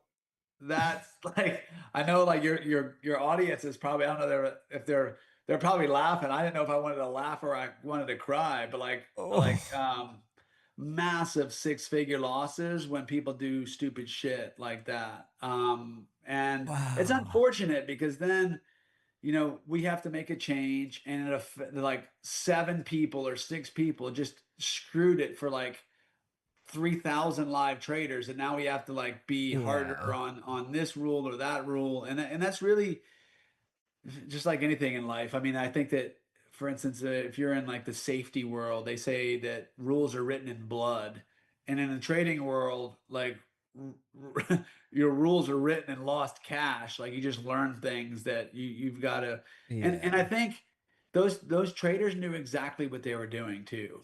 They were just like, it wasn't their money, and it's like, hey, this is either going to be a huge win or I'm going to get to walk away from this loss. And Yeah. and That's so, painful. they'll put these positions on, and then like of course, like we let them go as traders out of our universe, and you you'd be shocked at the response we get from that.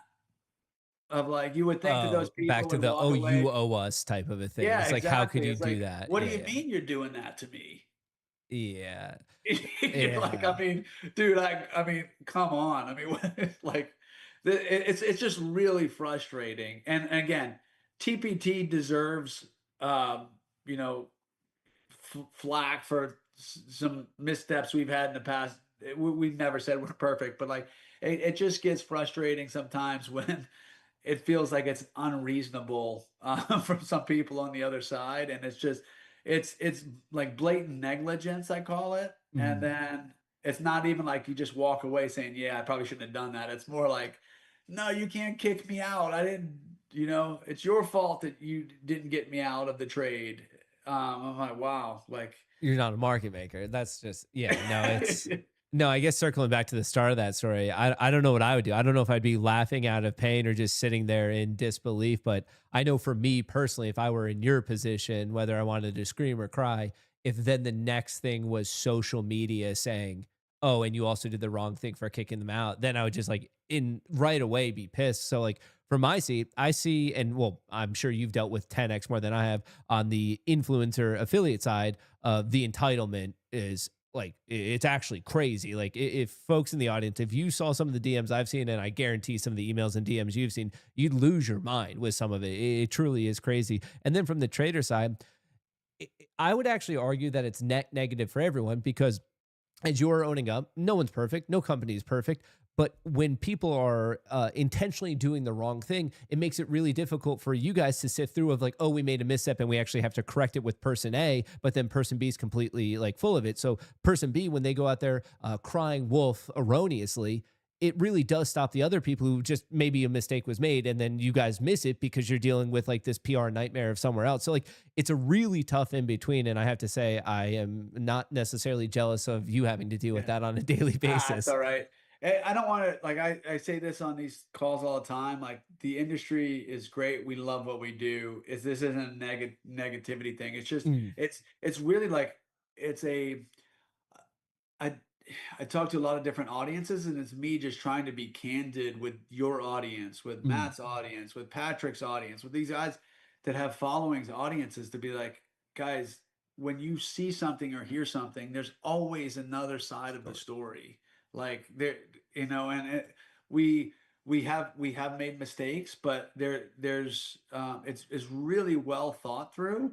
And at the end of the day, it's a business. It needs to be a partnership, right? It Yeah. needs to be a partnership where TPT can be successful with you as a trader. And if it just becomes a, hey, how much, what's my how bad can I rinse TPT?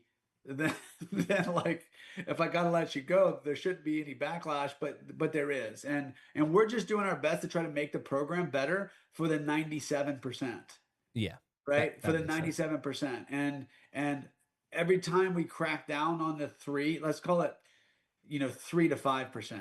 So this is on the 3 to 5%. I always preface it with, or tell my team to preface it with, if you're reading this and are wondering if it, you know, affects you, it probably doesn't. Like this, Yeah. this probably has nothing to do with 95% of you. Just keep doing what you're doing. And because that's my biggest fear is that the good people start reading it and start to get worried that like, oh man, like the Pro Plus account's going away. No, it's not. Right? It has nothing to do with you. But those 3 to 5% can be really loud sometimes, as you know. Yeah.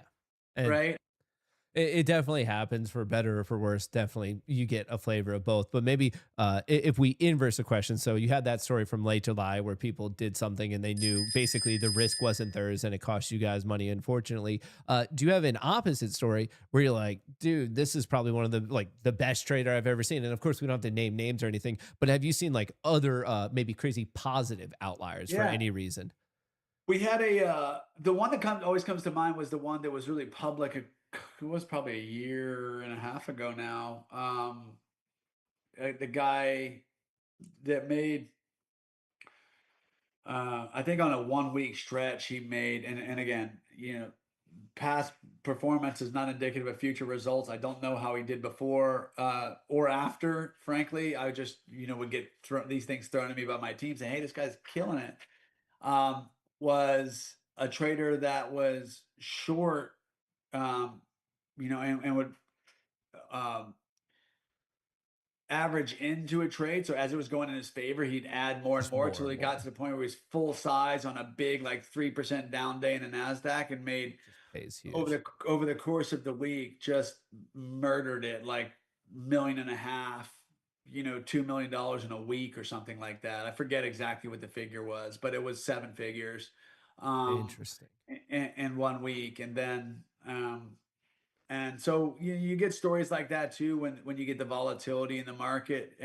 But again, even then, he got the full size, but he didn't start at full Full side, size. yeah. And that's why he was able to actually do that, is because he's again watching the market ebb and flow as it moves in his favor. He's adding to it. Instead of what the other traders do is like, as it's coming against them, they keep adding and adding, and eventually they just get, run out of the position. He was adding to his winner, and the market just kept going in his favor. It kept falling. And then he'd sell out of some of it, he'd cover some of it, and it would come back, and he'd add it back on, and he did it over and over again for the week, and ended up being a 7 figure week for him. So there are stories like that too. I Without knowing the exact figures, I hesitate to say them because I don't want to get myself in trouble Yeah, of of course. giving rosy projections. Trading is very difficult and it's not normal, but we do see some runs, in both. I was actually looking at a trade the other day, for instance, in their scorecard, and I saw that they hadn't been doing well lately in live, and I'm like, man, this trader's up like 400,000 lifetime in live, and he's been terrible lately. What's going on here? And I look back, and he made 530 grand in one day in live, like 5 months ago, and I was like, oh, that's why he's up still 400 grand, even though he's down 100 grand this week, Oh, interesting. So, like, right? yeah, it's almost like the hot streaks or periods of success. And I mean, I guess from your personal position, is that not problematic when maybe someone doesn't have like the consistency or the repeatability? Like, of course, like whatever you can be have a lucky day or week or something like that, and then of course there's also periods of maybe just purely getting unlucky. But for you in your position, if I was running the show, like I like that almost, I'm assuming your AI model is a whole nother metric of like almost like the duration of consistency. Well, the whole reason that I even bring that up is the whole reason I was looking at them is because the AI model says what, like, you know, for lack of better words, like this guy shouldn't be in live. And I'm looking at his live stats. And I'm like, what do you mean he shouldn't be in live? He's up, Interesting. So that's how I saw him, is that the AI model is telling me, no, like this guy doesn't belong in live right now. You know, send them an email and tell them to slow down.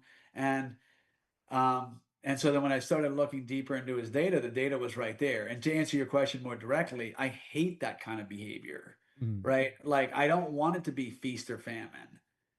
Yeah, You know, that I makes sense. give me a guy that his expectancy is smaller and he's up 10 grand instead of 300, but you know, he's just, you know, consistent positive expectancy. He's Right. killing it, and it doesn't all come from one day. Anybody can get lucky one day Yeah. with 15 Nasdaqs on a crazy day. Like you can do that. That doesn't point me to a good trader.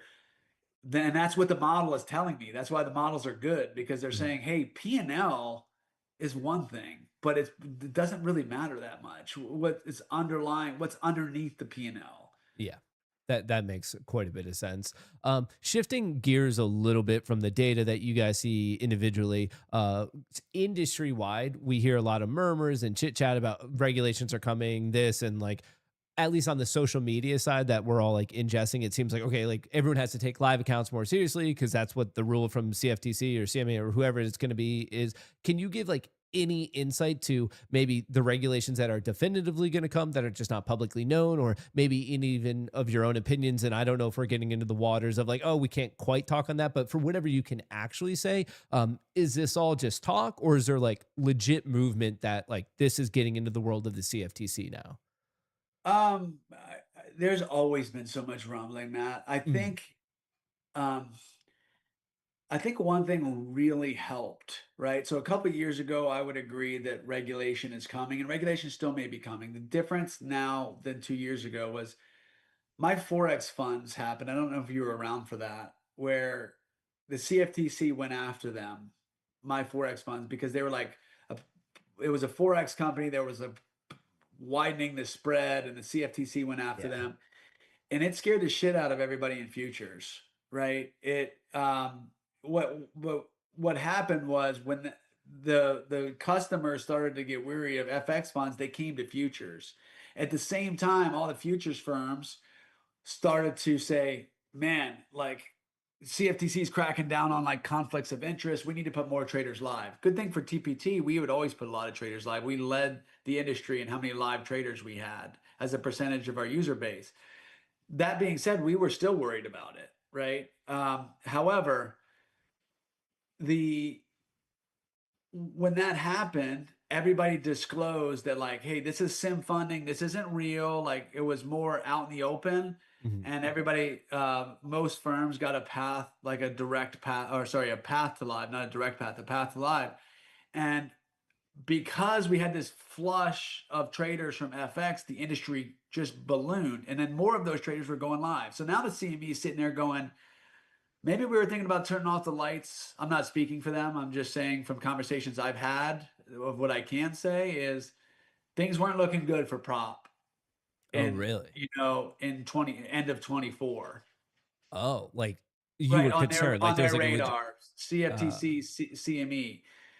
wow. And then after that happened, and people, I would say, like firms kind of got their shit together on the future side. Now it's viewed as very positive for the industry, prop, because there's just so prop has grown this pool of low barrier to entry come in. Those traders end up turning to live. They end up turning into live customers, whether they do it with their own account or a prop account. CME doesn't really care.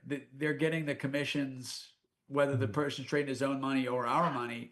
But what it has done is ballooned the industry. Like prop has been good for the CME, right? Both Mhm. on market data fees and on live. So you would have um, this idea that the CME would had this infighting between the market data guys and the live trading guys, because the market data guys, they don't care about the live side, they just want more market data fees, Mhm. and the live trading guys don't care about the market data, they want more commissions, right?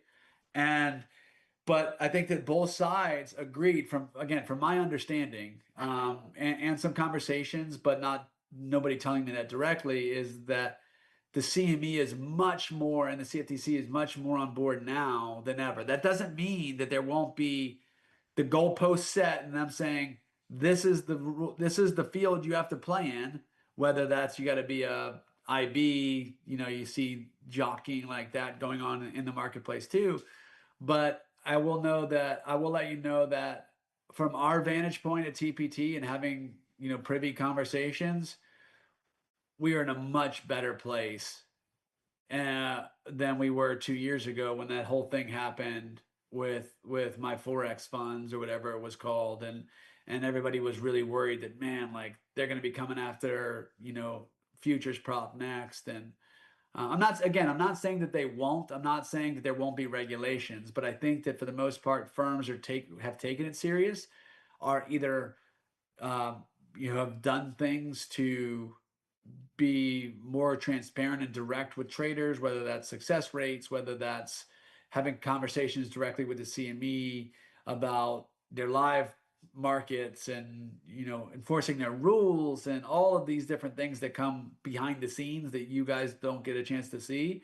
The good firms are doing that. So when the regulation does come, they'll set the floor, and they'll say, you guys got to play on this floor, and this is what it is. And I think that it'll be a floor that we're comfortable playing on.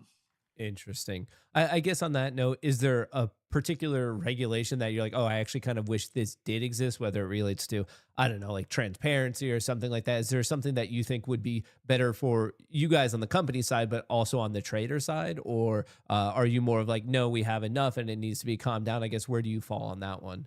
That's a good question. And one I haven't really thought of. I just know that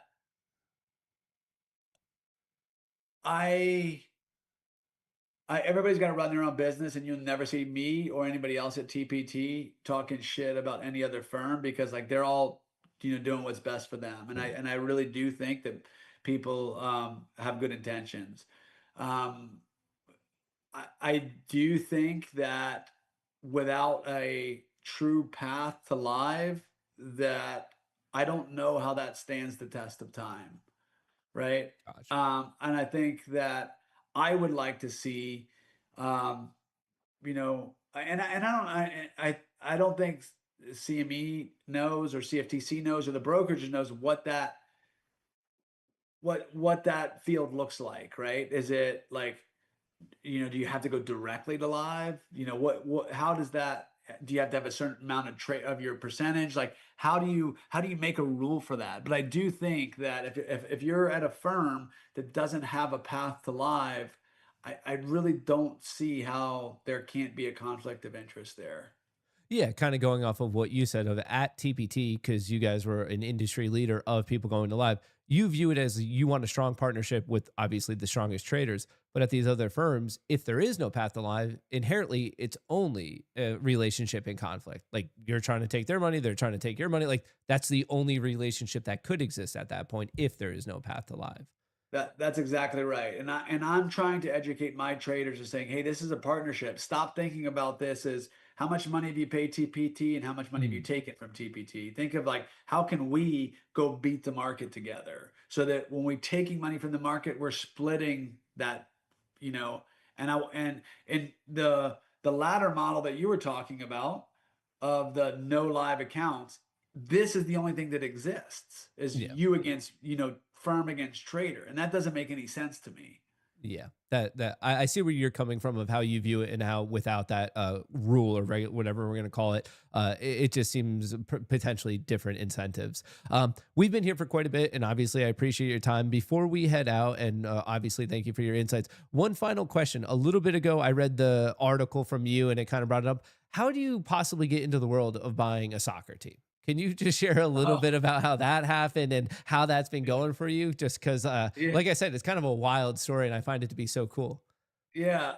To give you the backstory of that was, I live in Orlando, and I play actually a lot less golf than I'd like these days with, the industry and what we're trying to do. And, but one of the guys that I play with, is from, lives in London, and, he's been pulling my arm forever, and we're trying to, step outside of traditional, like, direct response marketing and into some like bigger brand deals. And he knew that, and he's a businessman, so he's in London for the summer season, because it's too hot in Florida. and there was a team that everybody. Well, if you're a sports guy, you know, like the whole Ryan Reynolds, like Wrexham thing. Like they brought the Mhm. team up from like the eighth division or whatever, and now it's worth a ton of money. And then like Brady bought a team in KSI and whatever. Like Yeah. these guys, all these Americans going over there buying a team, and so he went over there and he's trying to pull my arm. He's like, hey, you can get some good marketing opportunities here and it'd be fun. I always said I wanted to one day own the Washington Capitals. I'm from Washington, from Northern Virginia, and big Caps fan, and played hockey, and he was always like, yeah, this could be the first step in owning the Washington Capitals one day. And these clubs are, they're really hurting for money. And again, I had a soft spot for them because I played in the minor leagues. I played in in leagues across Europe, and they're trying to get promoted. They have this promotion relegation format in Europe, and they're trying to get promoted. And the only way you do that and you build enterprise value, is being able to buy better players, right? Yeah. And so he said, hey, for a good chunk of the club, and we're not 100% owners, but like for a good chunk of the club, like you can inject some capital, and then TPT would be able to get a lot of marketing rights. So we kind of looked at it as a fun, like a fun toy project, and it wasn't a lot of money. I mean, again, this team is in the fifth league or something like that, and it's more of a, I don't know, a nostalgia play for me. And also they wanted it too, because I was a former professional athlete, and I think it's better for their fan base if it's not just some like rich old American guy that doesn't give a damn. He just it's a toy for him. Mhm. So we did it. We kind of jumped in head first, and we'll have some fun with it. And if it works, great. If it doesn't, great. Well, it's still a very fun story, and obviously, we wish you the best of luck with that. Obviously, thank you for your time. Do you have any like parting thoughts for all the retail traders in the audience and their relationship with TPT? No, I mean, the main thing I would say is just go slow. Like this 5 to 3 sounds contradictory to that.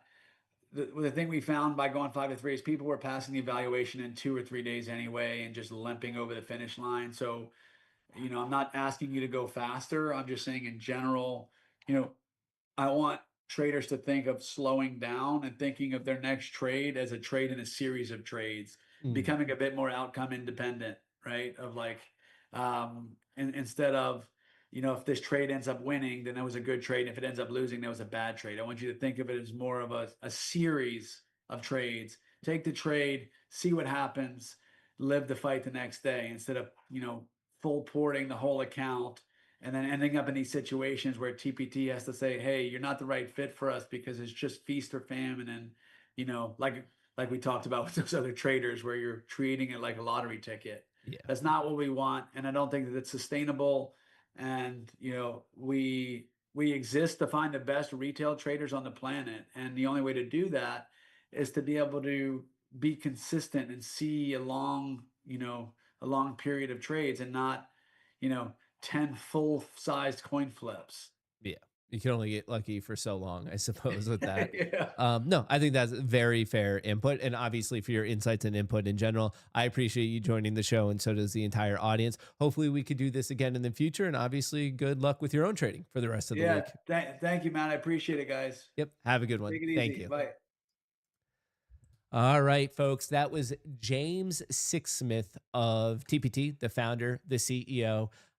Like I said, and I kind of got into it in the interview, I am very jealous of the amount of data that that guy must have, and like what he must see. That is very, very cool stuff. So, kind of a surprise to me, a surprise to all you guys as well, that he was able to join, and hopefully we could do it again in the future, just to kind of see, maybe we can get more updates, or maybe we can even ask him more of those datas on this. Like I'm just so interested in the patterns of people who have a lot of success, and then the patterns of probably more people who have the failure, and just really diving into that and seeing the difference. But interesting, even some of the I suppose, pieces of information he was able to share with us of like all of a sudden it seemed as if they focused a little bit more on the deviations from normal. It seems as if they almost created a baseline for their successful traders in live, and then they're continually measuring to see when maybe things are just changing, when maybe it doesn't work as well. And I just cannot imagine all the cool data he gets to see. And I get it. Like, I understand that sometimes, like, I feel that too, where sometimes it feels like you're against these prop firms. And then other times, like, they're like, no, well, hang on. We need to be rigid enough to stop the people who are trying to full port, like he just had, versus the people who are real traders. And okay, is it real traders that are they trading poorly? Are they getting unlucky? Like, it is very, it's a very interesting math problem and stat problem, but opposed to other firms who, like, it's not even necessary to name, like, they hide. They don't want to talk. They don't want to have these conversations where, like, here's what we're thinking, here's what we did, admitting their missteps. Like, that's what you do. So, and I think that, like, obviously the CEO there, James, I think the company as a whole almost seems to, like, really represent just even his vibe on that interview of, like, hey, here's our story. Here's what we're attempting to do. We're not perfect. We attempt to be perfect, but we're not. And, like, hey, we'll admit it when we're wrong, but we also can't let people completely scam us. Like, I think there's just, I think people have a sixth sense for honesty. Like, I really, really believe that. And I think that's why TPT is so popular. And knock on wood that I hope it remains this way. I think a lot of people like TPT a lot because they have a sense and they have a track record of actions that represent them being, like, trustworthy and honest. And I think that's an important way to do it. So obviously, like I said, knock on wood, I hope that continues not only for them, but I hope it's a page that is somehow replicated by the rest of the industry, because I think a lot of traders, they want a bit more of that, like, straight through transparent honesty. And I think these types of chats are, like, one great way to do it. So I enjoyed it. I hope you guys enjoyed it. And then, of course, in the future, if we ever have the opportunity to speak with TPT again or any other firm, if there's other questions that you're like, yo, Matt, that was good, but, like, you should have gotten into XYZ, please let me know. Like, as many of the questions I have on my mind for this industry, I'm sure you guys have stuff on your mind as well. So if there's ever anything, situations like this that you're like, hey, dude, like, would have loved to know an XYZ, there's a chance that maybe certain questions just didn't cross my mind at all. So then more than happy to take some of that positive criticism from you guys as well. But anyway, that's what I have for you guys. It looks like we missed literally nothing on the S&P 500, and it looks like we missed kind of a fake out breakout, just ran into this high. That breakdown was a legit trade. Right now, this low, and it's kind of failing. I guess you're just kind of waiting for these bounds to see which way it goes in one way or the other. So not much to happen today. And to be honest, the times that I tell you it's going to be a crazy week, this is one of those opposites. The giveaway, yeah. Before we head out, let's run the giveaway. We'll do it live right here. I don't want to get accused of doing something that is potentially inappropriate. So nope, Twitter picker. While I'm figuring this out, you guys still have a couple seconds to figure out what in the world is happening. It is this. Am I on the right tweet? I am on the right tweet. All right, we have the tweet. All right, let's give away 20 of these. All right, 20 at Matt _Kohrs. No, 0. I'm making it open for everyone. All right, we're running this in 5, 4, 3, 2, 1. Boom. All right. I hope I clicked 20. There's 224 participants. You have a 1 in 11 shot of winning this. If you don't win, you're just unlikely. How many? You guys said I typed in 19. Oh, well, we'll have to do one more. All right. So congrats to Rich Basher, True Pro Trades, Tariff Man, Aaron, Andrew, Stewart. If you see your name, Jay, JP, Jaden, John, there's a lot. There's 19 of you, but apparently I typed 19. How did I possibly do that? So let's do it again. And if you lost, you have one lucky shot right now. Did I really do that? It said 19. How did I possibly type in 19? My apologies. That was silly, but we're going to, hey, I'm making good on my word. We're doing one. This is like Willy Wonka and the golden ticket here, where he didn't win on the first one, but we're going to see. Now you have to really be lucky. All right. So this one is just, it's me. All right, now it's just one. Who is going to be the most lucky? Let's see. Let's see. Who is the lucky person? Let's see. Who is it? It is Just Act R5R5. It looks like a little bit of an odyssey there. So that was just a super, super lucky person. All right, that's what we have. I appreciate you guys joining in. I hope you're crushing the market today. Kind of going off the words of what James just said there. I'm going to stop here. I got in. I got my trades. I think I could have done better, but it also could have been far worse. So made some money. I think I went 4 for 4. Maybe I went 5 for 5 on some little scalp trades, trying to read order flow, trying to trade with the trend.